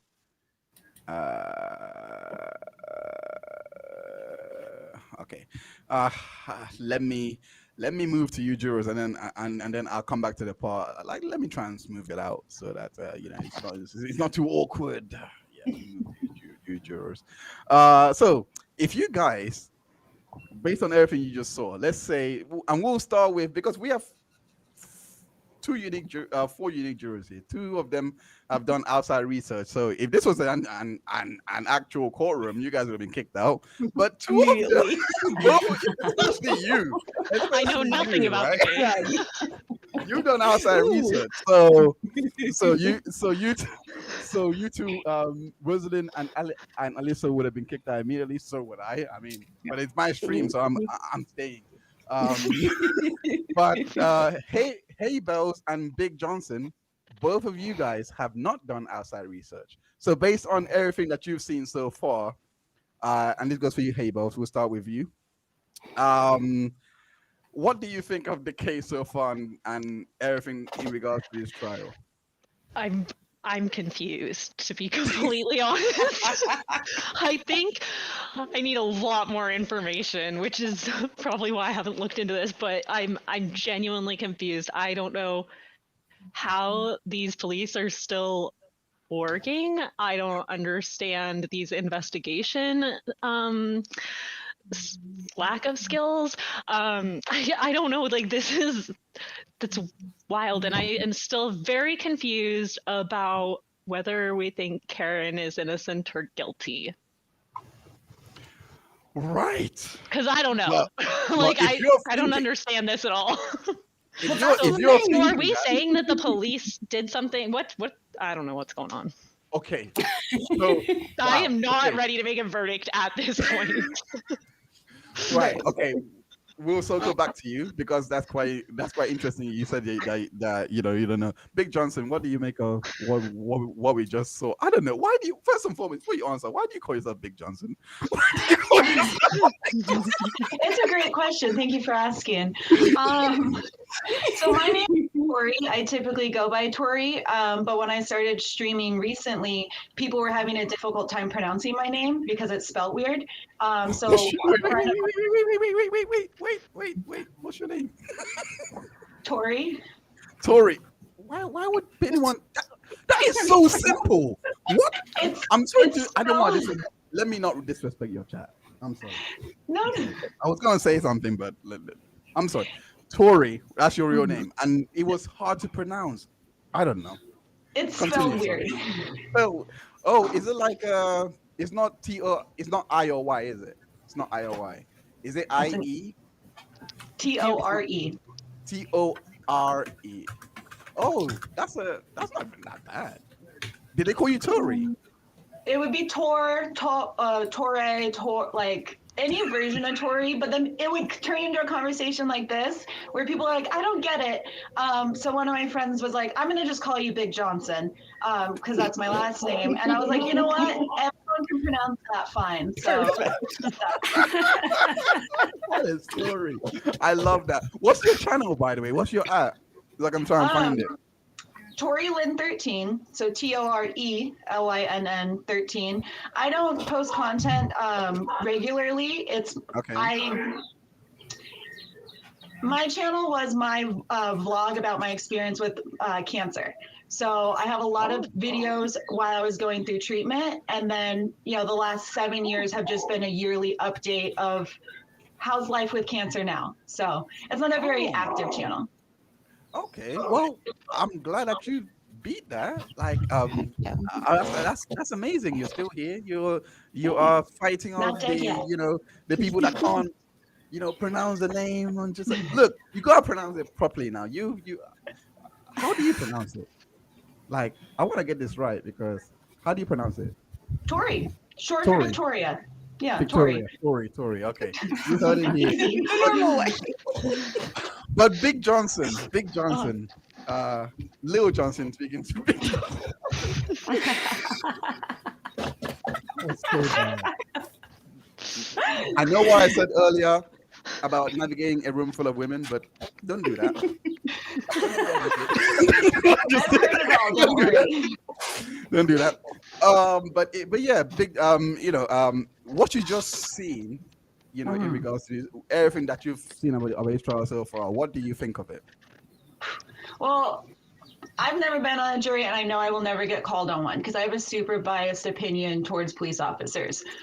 With my own personal experiences and the family members I know who are cops, the blue blood runs deep. And my own father was willing to let me go to jail to protect a fellow police officer. And so I'm not shocked at all if to what magnitude or if the entire thing is the boys in blue having each other's back. And regardless of what the truth is, I believe they will have each other's back as deeply as they can in this, because that's what you're supposed to do when you're a boy in blue. So I'm not surprised by anything I've heard in the conversations between the officers, the boys, the shop talk, boy talk. I've heard all of it. It's none of it's surprising or like, oh my gosh, how could they? That's not excusing it, but that's boys being boys in that industry, and it's behavior I'm used to seeing. Boys. Yeah. I'm sorry. I mean, I mean, no. So So of course, the you as a juror would be like, yep, guilty, guilty. Sorry, not guilty, not guilty, acquittal. This is a Well, that's what you were I saying. wouldn't immediately go to guilty, not guilty. I would give the weight of this evidence of their conversations the weight it deserves, which for me Which would be is- very little. Oh, I don't think the Interesting. interactions between the police officers, very little in, maybe I'm saying that wrong. I don't believe that the cops are as innocent as they're trying to make it out to be. The shit talking of her, going behind the conversations they're having about her appearance and what do we think of her. That's, how do I want to say this? That doesn't show that she's not guilty, but doesn't show that she is. I think them talking like that and she'll get hers is more evidence towards me that they are willing to do and say what they have to say so she gets convicted. Right. So, yeah, I definitely misspoke in the beginning there, but I don't think that she's going to get a fair trial or her evidence or her story will get fairly shown if it's dependent on evidence or perspectives coming from fellow officers. So their perspectives I give very little weight to, the cops' perspective. Yeah. And for me, it's just very sad because John O'Keefe was also an officer. But here you have the combination of this back the blue, no matter what, plus it's family. Mm-hmm. Like that combined right there, I don't know. It's just a lot. Yeah. And, I work with correctional officers every day. Like, yeah, people talk like that. It's not uncommon. No. But just the fact that it's out there, like jurors aren't going to like to hear that. No. Oh, It doesn't reflect well. No. But you right now are a juror, Alyssa, and Yes, you have done exactly. some outside research. But Yes. let's just pretend for a moment that you didn't do any outside research and you didn't know Right. anything. And based on everything that you've seen so far from watching this trial live, no outside research whatsoever, and seeing all those text messages came out, and also the experts that was speaking on Friday or Thursday and Friday. What do you make of what you've seen? The main thing is that the investigation wasn't there. I think, and even these texts where it's 16 hours in and he's already telling his buddies that they're, it's a lock. Like she's, going to jail. This is their person. They hadn't even been to the scene yet at that point. They talked to two people. So to have that definitive of a reaction that early on, to do no investigation, to be collecting blood in solo cups and using leaf blowers. And I know it's technically a different department, but regardless. And to not document anything like this whole big deal's been made about these taillight pieces. But why aren't there pictures of it immediately when they went to go get the car? No one went in as soon as they got to that, brought back to the Sally Port and took a picture of the taillight. That's apparently their biggest piece of evidence. It just doesn't track to me, regardless of if it's a cover-up or not. That investigation was not done. And I think for me, it's going to be hard to, and I've always said, as much as I've done outside research, if the evidence comes out that convinces me beyond reasonable doubt that she's guilty, then she is. But nothing I've seen so far, it's just not there. It's not there. Okay. So in regards to you, Miss Rosalind Duke, this is you are again, you didn't do any you don't know this case. So in regards to Texas and all those things and all that you've seen so far, what do you make of it? Well, there's just a lot of doubt, just period. So the behavior is one thing. At this point, I kind of feel like the police, they've just made a joke out of the trial. Oh, And that's on them. Mm-hmm. do you think that? That's very interesting that you said that they made a joke at a trial. Do you think that they have that because I've seen a lot of people try to like social media is gonna play a part. So I see a lot of people try to justify the texts that they received in regards and say it's a private messages between two people, and they say uh he- he's a they're human beings. Everyone talks like this. Everything like, what do you make of that? Like, do you think that those messages are justifiable in a way, and do you think it proves like, would you, if you saw that as a juror, basically, would you be like he's guilty or not guilty? What, he's guilty or she's guilty? Sorry. I misgendered. Damn it, I'm cancelled. No, no. I just wanted to make sure, like, if you were talking about that No, cop she's is involved or something. She's not. I don't know. guilty. I think there's somebody that has some sort of involvement that may be getting covered up. I mean, but there's no proof of that, really, truly. I'm just very disappointed in the way they handled everything from the minute they arrived on scene to just the investigation itself too. And saying that you took pictures of the taillight while it was in the Sally port, did you take pictures of it before you took it to the Sally port? I mean, like, I'd like to see pictures of it all the way around. I mean, I just don't think they've proven anything. Nah, yeah. Okay, so They proved it was snowing though. Well, that's true. They did prove it was cold and snowing. That's fair. oh my god, you gotta love what if any Lally. You gotta love how we be like that. Dallies about everything, right? Teresa, I'm just gonna go over to chat. Teresa says, "I was on jury at age 18. Cops lied. We caught it. Had to let the lying and guilty perp off." Oh wow! So because the cops lied, and it was caught, the person that was guilty went free because of. Do you think, based on that, do you think that could happen in this case, that they could, like, let's say that Karen did hit him, whatever, like, and the overwhelming evidence, like this overwhelming evidence that came out in the heyday, the final day of this trial, right? But Karen still gets not guilty because of the cops. Do you think this might be another OJ? Yeah. That's what they've been like already starting to try and like frame it as, a lot An of OJ? Right. Yeah, like Yep. Rosie, I love your reaction to that. I mean, let's be honest. Let's be honest. It's like, I mean, like I haven't seen that, by the way. So I'm relying on you being truthful here, Alyssa. But I have no doubt to like. But do you think that this could be anywhere comparable to OJ Simpson? Because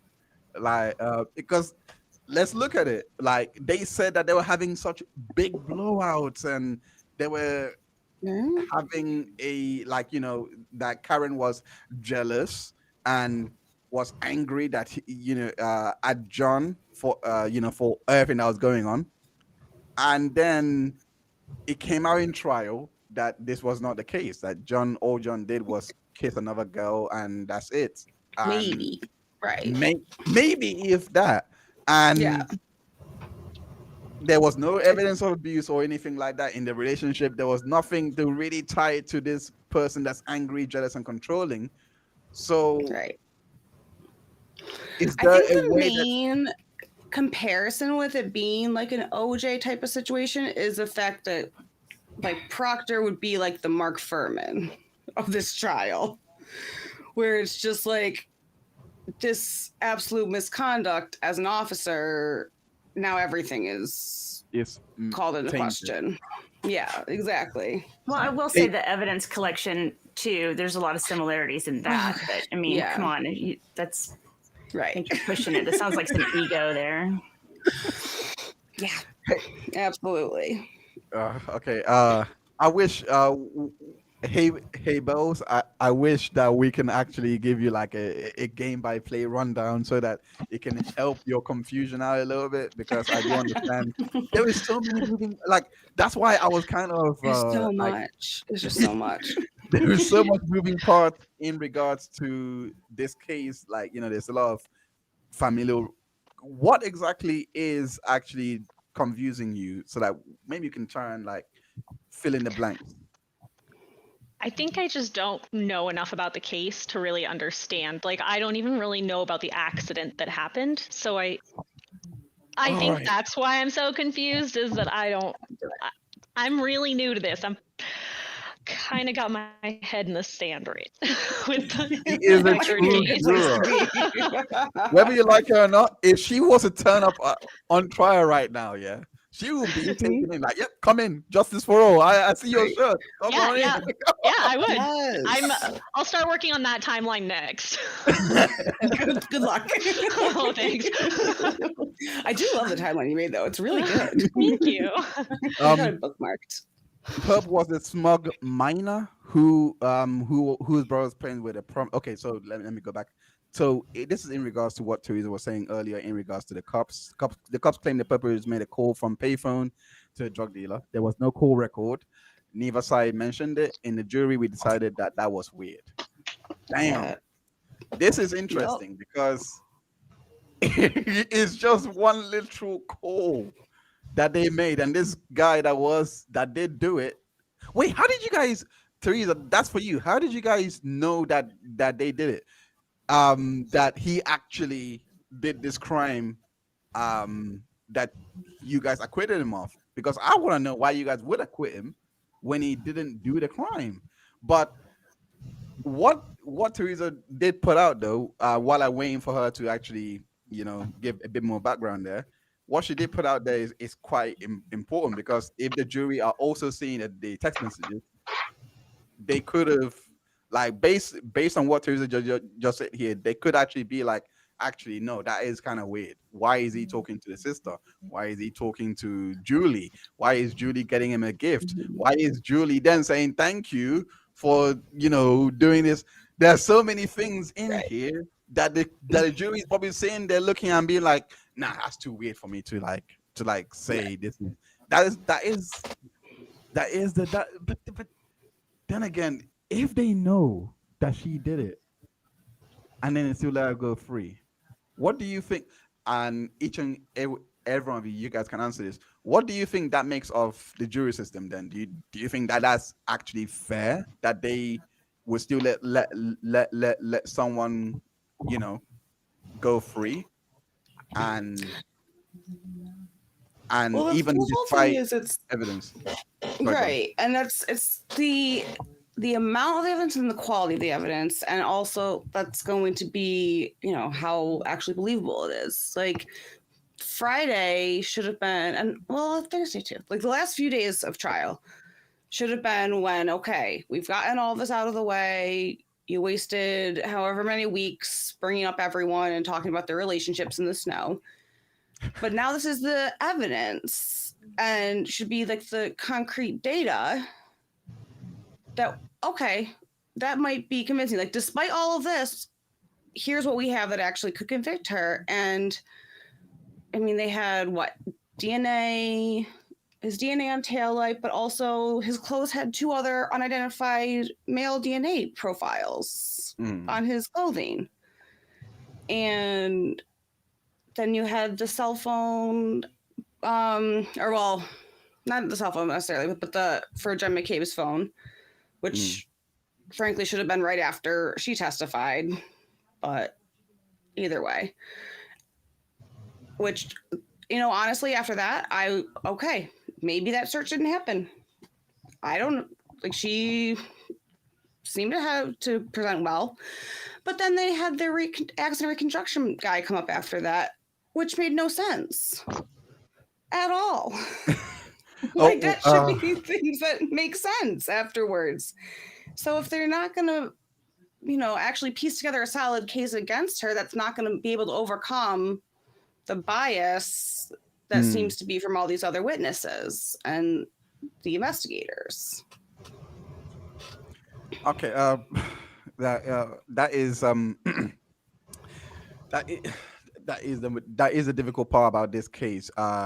So that is the difficult part about this case, especially now because it's now being called the police corruption case, which is weird.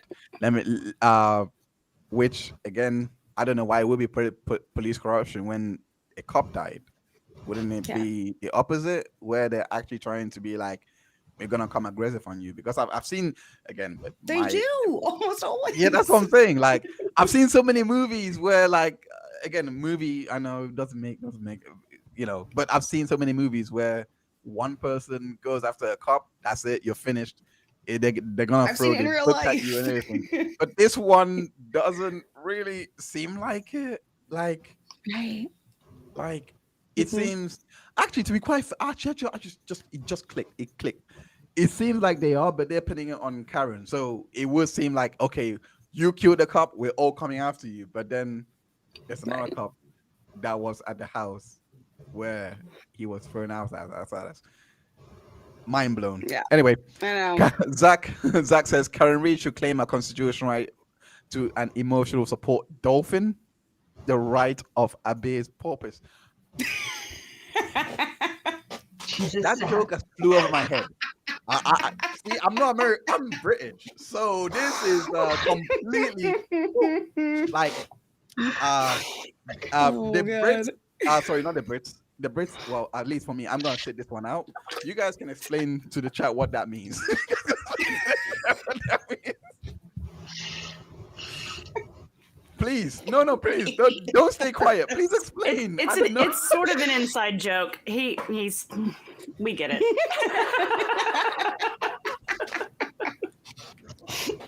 All right, fair enough. Inside joke. Zach. 4 women. I'm never gonna get the truth of this, am I? Nope, never. Right? Okay. Okay, fair enough. I don't think I'm another joke, but I like a good pun. So Zing. Okay, so Teresa says, going back to what she was talking about being on the jury earlier. She said we couldn't prove he did it. They claimed he made a call to the late drug dealer. He was just one of the 4 in the car waiting. Dealer showed up, so he was unnecessary. But was he? Proof he made a call to a dealer, or it didn't happen. So where there's a call record, it was the first case the DA ever lost. The lawyers interviewed us after it jolted them. They didn't think of that either side. Wow. Okay, so they literally, it was literally just down to the, like, there was no proof that he actually did it, but the jury actually believed he did it. I'm guessing in this case, that's actually very interesting. They believe he did it, but because there was no proof on the table to show he did it, they were like, okay, not guilty. But they believe he did it. why isn't there a call record? Yeah, but that's, wow. That is, I kind of like that, to be honest. They actually they took it very seriously then. They must have took it very seriously. If they're like, okay, we did it, but we cannot just convict us just because we believe he did it. We need actual proof. Right. You need evidence, right? I'm proud of Teresa and the jurors of that case. Like, damn. Now thinking about it, could this be the same with other cases like Spacey and all of that? Where the jury are like, like, even though they did acquit him, could they have been like, yeah, but there's still no proof. I mean, we think he may have did it, but there's no proof for us to go by. That's very And if interesting. the proof's not there, then it has to be not guilty. Yes. As long as you're going by the law. I hear that. I knew Karen was innocent after I saw the How Long to Die in a Cold search from Jen McCabe. That woman was lying as AF. But what came out, I mean, I don't know whether what came out with the tech experts is quite reliable, because there was something that she said while she was doing it. It's like, memories let me down now. But there was something that she said to kind of she basically said that the search could have happened at 6, but she also said, that's the one. She said it could have happened at 6:34 or something like that, or 6, around that time. But she also said when you go on to make other search on your browser, it overrides it overwrites it and creates a new data. So she may have made the search at 2:29, which is how they got the obvious record to show. But then again, she made it again in 6 o'clock, which when I put those two and two together, because what the expert is basically claiming there is, well, obviously the defense is not going to get the 2:29 out of nowhere. They showed it, but what the tech expert said was she also made it at 6:29. Right. I think it depends on where they're pulling those records from, because something I learned from the Laura Owens case is depending on where you pull that text message data, there's a universal time clock and then the time clock for the state, where the text originated from. So it could be saying the exact same thing but referencing different clocks. Right. And she did also have a very narrow window of like data to look at and not the entire phone extraction. The main thing I know the defense is going to have their expert come on and everything, and hopefully, because a lot of what she said, it went over my head, but a lot, like, it was from the Celebrate report that she was initially going off of, and there are so many people who've been convicted over things on their phone that have come up from Celebrate extractions. So if we're now going to say that's not accurate, then I guess I don't know what. I see what you mean. Do you think that it could actually impact other cases? No, I don't think that. It already is. They've already had motions put in place. So that it doesn't become presidential. So Brian Walsh, who is in the same area, he's accused of killing his wife, and he had a ton of Google searches about like how to get rid of a 110-pound body and stuff like that. Michael Proctor is the lead detective on his case. Right. They never found her body to this day, and his lawyer has already filed things about the misconduct of Michael Proctor in this case. And now it's basically all Google searches are one of their main evidence against him. So if we're going to now discredit that, who's to say that his defense lawyer is not going to go and hire the same person? Damn. Okay. Mm-hmm. Could you imagine if this actually, the Celebrate data actually goes on to actually affect other cases? That's actually wild. I know. I mean, it's used by every law enforcement agency, so yeah, absolutely. It's kind of the gold standard at this point. So if we're going to discredit it now, yeah, I mean, I hope it's not that serious, right? So we have been not long left now for the stream. I think we're gonna close off very, very soon. I just want to go back into the Laura Owens timeline. Because I do have, so we are gonna close up with Laura Owens. Hey Bells, please. Mm-hmm. I want to know does she have any upcoming legal cases, by the way, after this? Not right now. We're waiting on the judge's ruling from the June 10th court hearing. So the judge has 60 days to deliver that ruling. So we're waiting on that right now. Okay. Yeah. And did the judge give any like indications on which way she seemed to be leaning? Because I haven't caught up on the actual court. So the judge has denied a lot of Laura's motions, but yes, so I think that she seems to be interested and she's curious about the case. So I think that I'm leaning towards it's going to go towards Clayton, but I don't want to say that. I know. I don't know how has been really fair. I don't feel like she is truly indicating one way or the other how she's going to lean. The evidence in itself, I think, speaks favorably towards Clayton. But I've been really impressed with, from the February hearing and this last one, she seemed very level-headed on what evidence she was admitting, how she spoke to him. She asked the questions that the previous judges haven't. such as, well, if you had made us aware that, you had absorbed your children months ago, we wouldn't be here today. And things like that, where I don't think she's buying the narrative that Laura is trying to spill, but I also don't think that she's going to go, okay, slam dunk, then Clayton gets everything he's asking for. She seems incredibly fair. Yes, I agree. Oh, good. So Right. So this is a timeline that was done massively by Big Ales.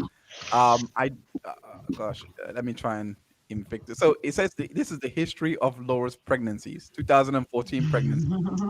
Oh God, 2014 pregnancy. That matter alleged involved allegations of fabricated pregnancy with altered. Is that the altered medical reports that you were making reference to earlier? yes, so that's the victim that we don't know much about because he's wanting to remain anonymous. Possible claim of how many miscarriages before your womb? You are a nurse, Alyssa. So I'm going to ask you. I'm going to ask you, and I'm going to be very, very blunt here, right? How many miscarriages can you have before your womb gives up on you? I mean, I don't know if it would necessarily be it gives up on you, but that's a lot of miscarriages, and the timing of them. Like, she's saying no.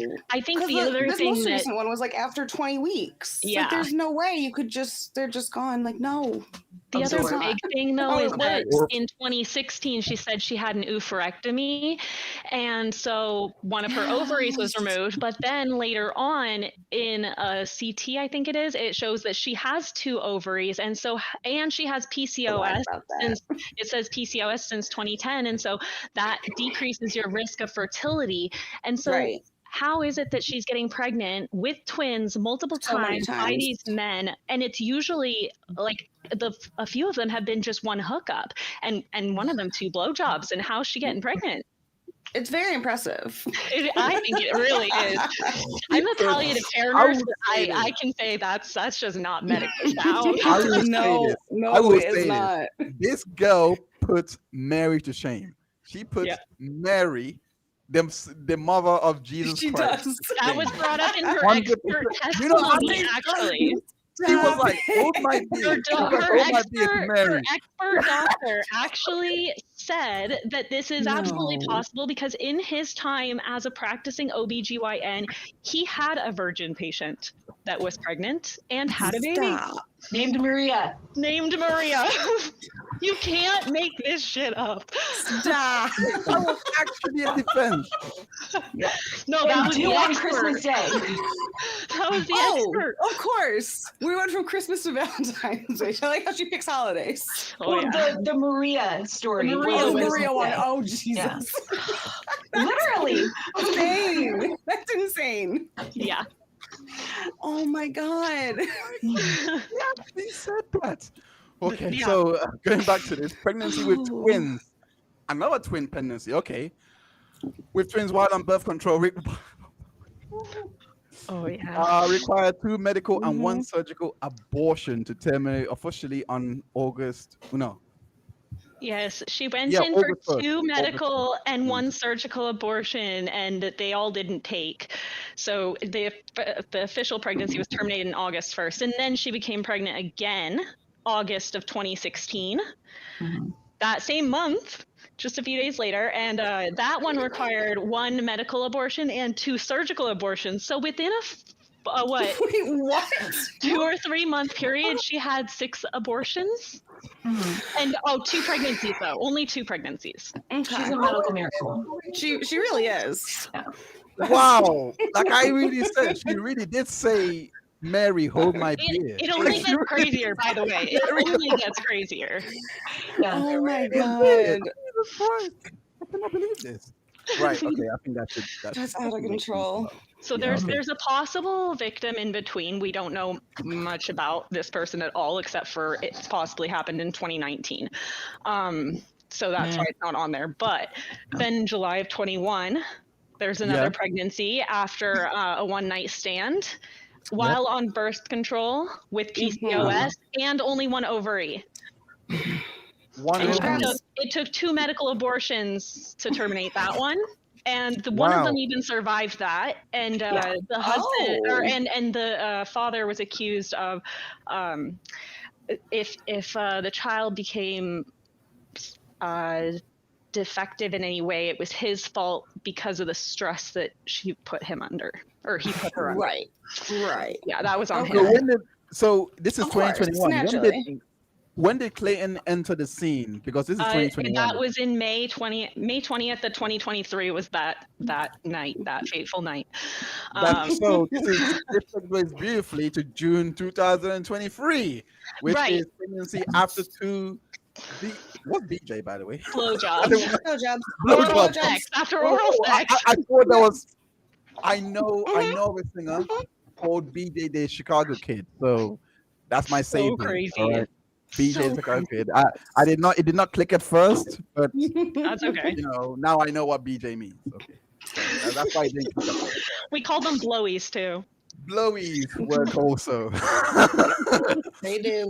So pregnancy after 2 BJ's twins with PCOS and 1 O. Wait, okay, I gotta ask, what is the significance of 1 or 2 or 3 or million Well, ovaries? because she claims that she claimed in 2016 that she had cancer and that she had to have one of her ovaries removed, which would then impact fertility greatly. And I mean, Which, Yeah. I mean, she came out with her current attorney. Hold on. This is turning dark. If this girl is she lying about cancer as well, please tell me. Yes. At least you have a she is, yes. boundary. Oh. Yeah. Which is just so offensive. Like Yeah. all of it's there is so no offensive, but boundary that's to like a this. new level of offensive. Oh, She also lies about domestic violence and SA. yeah, SA. Oh yeah. It's just Yeah. anything Nah, that you forget can Mary. think of to become a victim.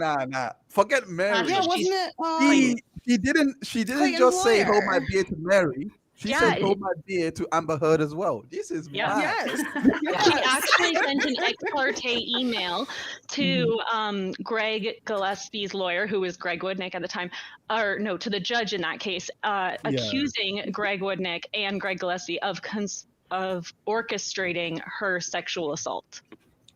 Orchestra. I remember. She Okay. accused the lawyer and the person she was, the father of her child, of orchestrating Of her sexual the assault. twins. That's mad. Okay. Mhm. Before I continue on, because I have a lot more questions before I continue on, right? Make sure you subscribe because we're trying to get to 1,000 so that we can maybe start controlling our, so while we are while we are not monetized yet, I would like to get monetized here. That's what we get all So this we can enjoy these swear words that come out of this stream. We can, but that doesn't give us any excuse, by the way. There's no excuse. You have to hit that subscribe button and get us to 1,000. There is no excuse to stay here just because you guys want to hear swear words. I like, that is no excuse. We need to get to 1,000 subscribers so that we can, get monetized and, start enjoying life on YouTube. What am I doing? I hate, but yeah, but wow, okay. Is it? I want to ask this question before we close off.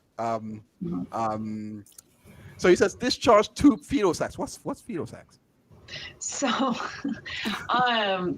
fetal sex, there's a picture that came to light of, it looks like a very photoshopped and zoomed in tissue paper towel that had bloody tissue on it, that she claims was vaginal discharge, and what she now claims was the first the first baby miscarrying back in July.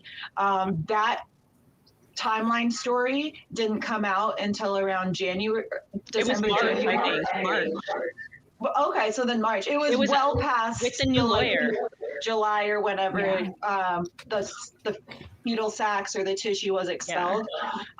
But in her current story, that tissue was the first baby piecing out, and then at 20 weeks, her body absorbed the other one that hung out. No, Yeah. Okay. no, When I- She that's tends to not lose how one that at a time. works. It's a pattern. I'm going to be honest. When I asked the question what fetal sacs, I wasn't expecting that. I actually just asked it because I really didn't know what fetal sacs were.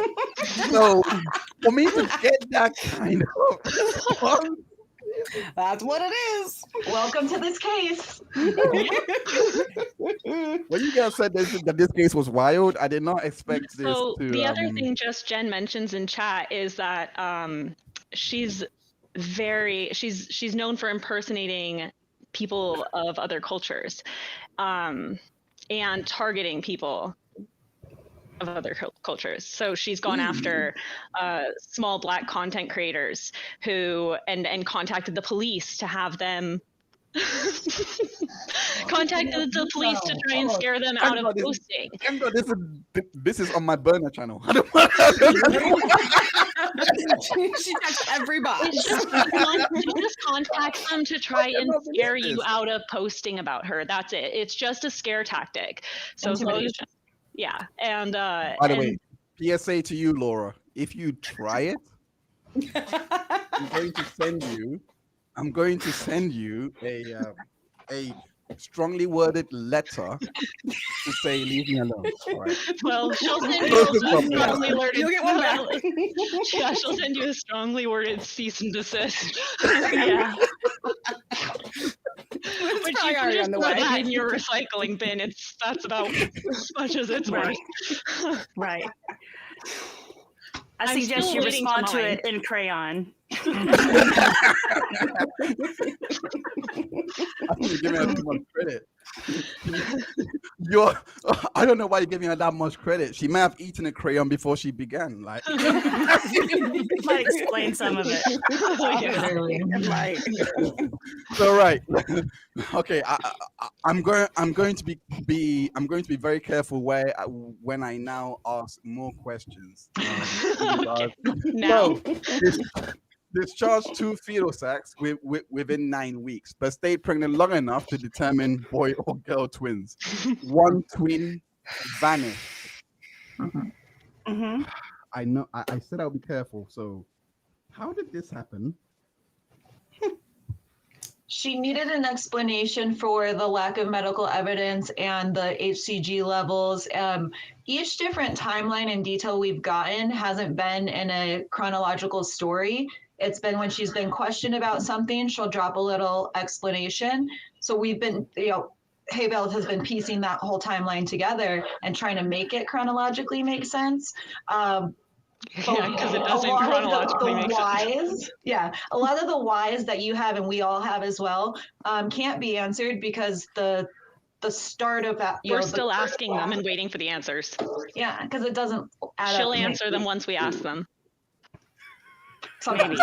Sometimes. New So- stories. Well, let me get this straight. We only get answers when you ask. Like, it doesn't just come Yeah, out. that's of the the thing. evidence. So she wanted it this whole doesn't, timeline thing. like how She things came- naturally happen. Like when Yeah, you bring no. a case, it naturally No. comes out. Answers naturally comes out. She's No, the one because she brought the providing case answers. up right away, and then she went to the media a little while later, and then she noticed she had all these holes in the story. So then she's like, I am pregnant. By that time, she was 2 pregnant. She would have had to have fetal death certificates. So then we pushed that, and we were like, yeah, explain that. So what are you going to do now? And then she's like, well, actually, I must have miscarried in July, and that's what fell out of me.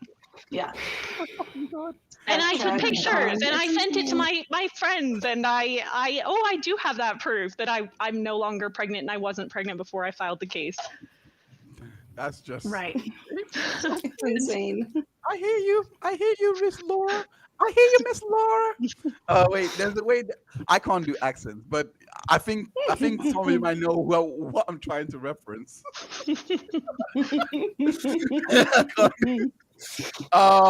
So she goes and say little to no DNA from father accused of DV. The father here would be Clayton, I'm guessing.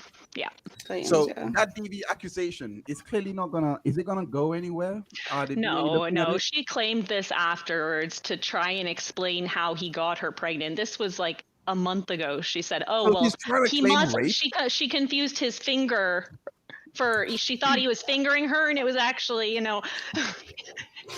that was her explanation. And so That's there, offensive on so many levels. You I think? know. Well, Poor guy. Clayton. Wow. on Clayton, so man. many levels Oh my on that Clayton, bro. interaction, but also to the intelligence of everyone who's been following this case. Because Right. I was, back in the beginning, when I was on Reddit and Laura was on Reddit as well, and we were questioning her about her timeline back then. She said that they had edibles and that, she came over and maybe Clayton just didn't remember that they had sex. And immediately people were like, so if he was too high, he didn't consent to this sexual interaction. Right. And she came out and she's like, no, it was 100% consensual, blah, blah, blah. Oh yeah, we have And screenshots. I love that we got that conversation with her, because it wasn't until this year that she was like, well, he did SA me. He stuck it in, without my knowledge or without me saying so. And it's like, no, ma'am, you do not get to make that accusation on top of every other accusation when we already have you in black and white telling us it was 100% consensual. Do not do that to that guy. Yeah. Do not. Chris Jenner says, hearing a man learn the details of this story is content. I mean, yo, that's why I'm here to give you guys content, and this is, I did not expect this. Like I said, I literally only stopped reading because I was like, I don't like BS. I don't know how people can lie to this level. So the minute I saw the first lie, which was like I said, the first one was like, oh, I miscarried. I was like, nope, you lost me. Bye. And that's what Clayton wanted to do, and he tried to do, but he couldn't. And that's kind of why we have kept pushing, is like, we see this, and this could be happening to our brothers. This could be happening to our friends, and that is terrifying to me. Right. I mean, the main reason it came out was because she went to the media with all of this, because he's, was on The Bachelor. So, that's and has done it before. That's especially a man. Okay, Zach says Chris Jenner, especially a man with a British accent. I appreciate that. I don't know why you guys like British accents so much, but here we are. I think I've lost your message, Zach, in regards to you wanting to be the first, can't wait to super chat. I appreciate that, because I mean, I'm glad that you like the stream. That's what I do. That you want to super chat before the feature is even available. But yeah, you said it right here. Can't wait to super chat. Whenever that does happen, it says can't wait to super chat here. But I need the savings this week. Way over budget lately. Well, whenever that happens, I mean, it will be much appreciated. I'm not gonna lie, but I appreciate you for joining, Zach, Judge Jen as well, and a lot of you that have been using the chat. Judge Jen says, don't forget that she has impersonated people of other cultural groups. Yes,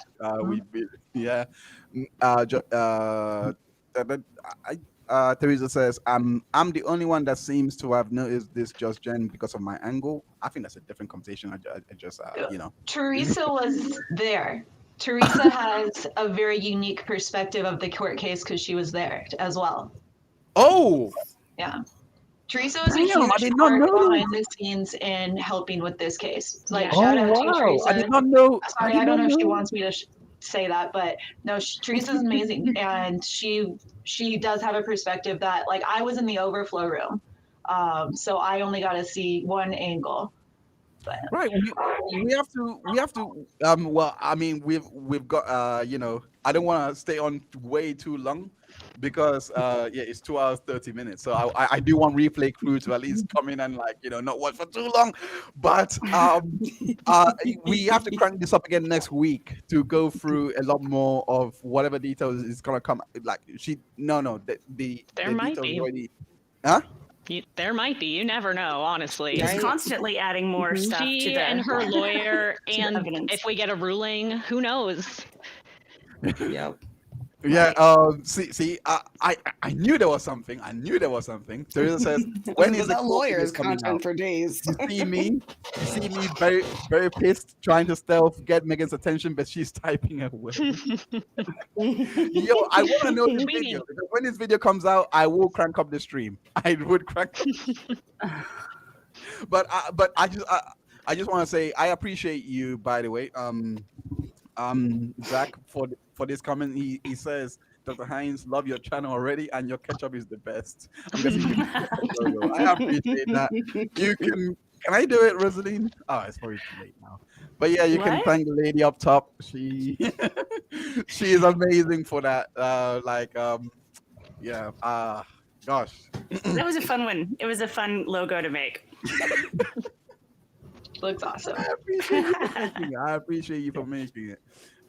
Chris Jenner says Teresa is one of the 4 people who got in the club. Ah, Mhm. Another inside joke. Another inside joke. Into the court. court. Okay, all right. Yeah. That's wild that they had to have an overflow room. Yeah. All right, thank God. Yeah. Thank God. No more inside jokes. I can, can move on. Okay, so let's just finish this up. 5 pregnancies, 8 total babies, 8 abortions, 3 surgical, 5 medical, even after severe allergic reaction to abortion pill. Hmm. Impressive. This girl also said.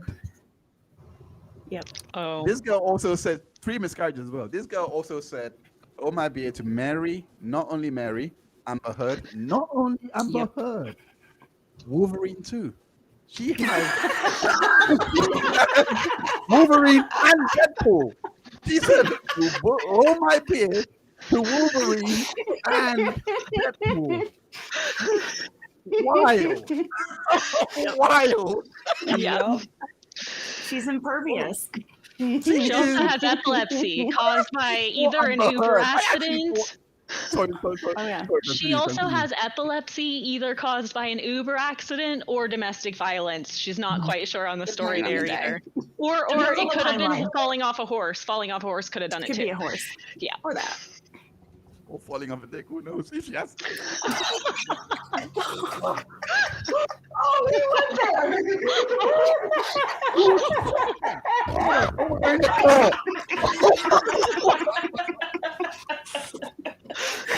Oh no! Vulgar in the courtroom. Damn. Right. We're never going to get through this last 3 lines. And you guys thought Megan could get derailed. I want to have her on here. I want to have her on. I want to have the damn. Oh Lord. Like, damn. Of a dick. I don't know what came over me. I'm sorry. Okay, so zero verifiable ultrasounds, 2 paternity test results, no fetal DNA. So I also want to add to the end, and we will add to the end, 0 real children. That part. There's that Jen, part. can you make a note for me? so yeah, you can Did y'all bring So, up yeah, the Fiverr sonogram yet? No, we haven't remember mentioned that hearing yet. that. There's so much. Yeah, that was in a Dave Neal and Megan Fox stream. They found a Fiverr logo watermark within one of the ultrasounds that she submitted during the Greg Gillespie case. Classic. So yeah. Yeah. Guys, I am. This is mad. You have lots of reading to do. Right. Yeah, I'm doing a video on this. I have never seen. I'm doing like a pre-recorded. Oh my gosh, I'm just. I thought, wow. I didn't think that was possible. So many abortions without any complications in a pregnant, None so whatsoever. many miscarriages. Wow, he really does have a womb that Superman cannot penetrate. Very few people have.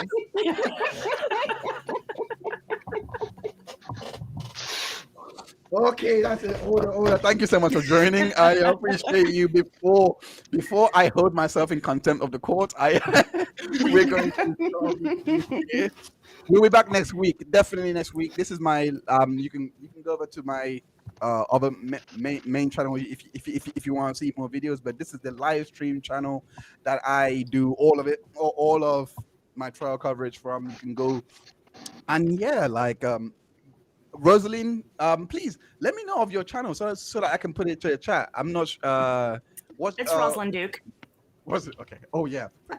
And also big yeah, I know that Big Johnson doesn't want to share her channel, so it's okay. You don't have to share your channel. It's I don't okay. mind sharing it. Yeah, you can share her channel. Yeah. Okay. I'll send you the links. Please do. I'm gonna send my yeah, link tree. Thank you. Okay, so I need a mod. So if you guys, I need a mod for this. I didn't expect this many people. I didn't expect people to show in here. Follow. I can drop it in chat. Huh? Oh, maybe yeah. If you drop it. And also, yeah. So let me see. Let me try and get. So yeah, those are the channels. Oh, Hey Bells has got the link tree up. Thank you so much, Hey Bells. I'll post the link tree instead. It'll be so much easier for you guys to go and find.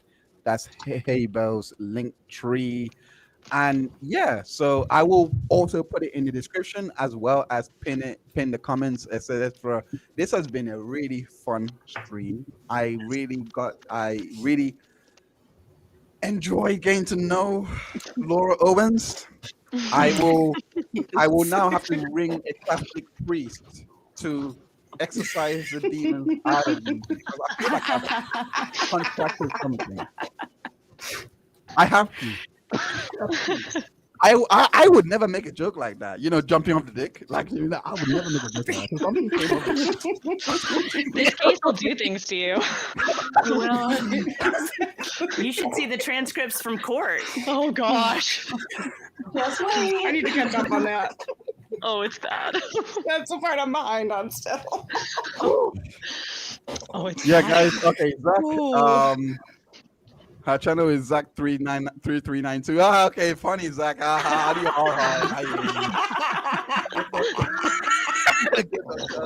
I hear you, Zach. Thank you so much. Zach has been a great sport.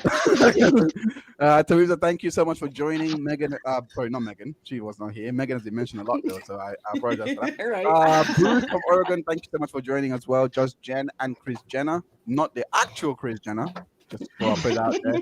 If your name is Chris Jenner, I am so sorry for you because you must be getting that everywhere you go. Everywhere you go.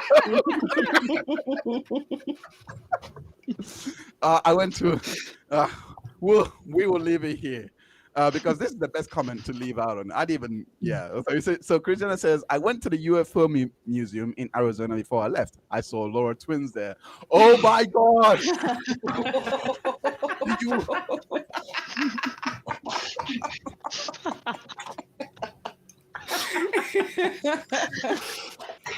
Oh boy. Yeah. I told you it's a fun crowd. Yeah. I told you.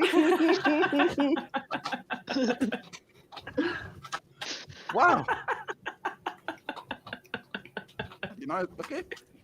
I appreciate you, Chris Jenner, for leaving that comment. I think, yeah, yeah, I appreciate you joining in as well. I appreciate everyone for joining in. Thank you so much. I'm gonna leave it there. Hey Bells, Rosalind, Alyssa, and Big Johnson. Thank you.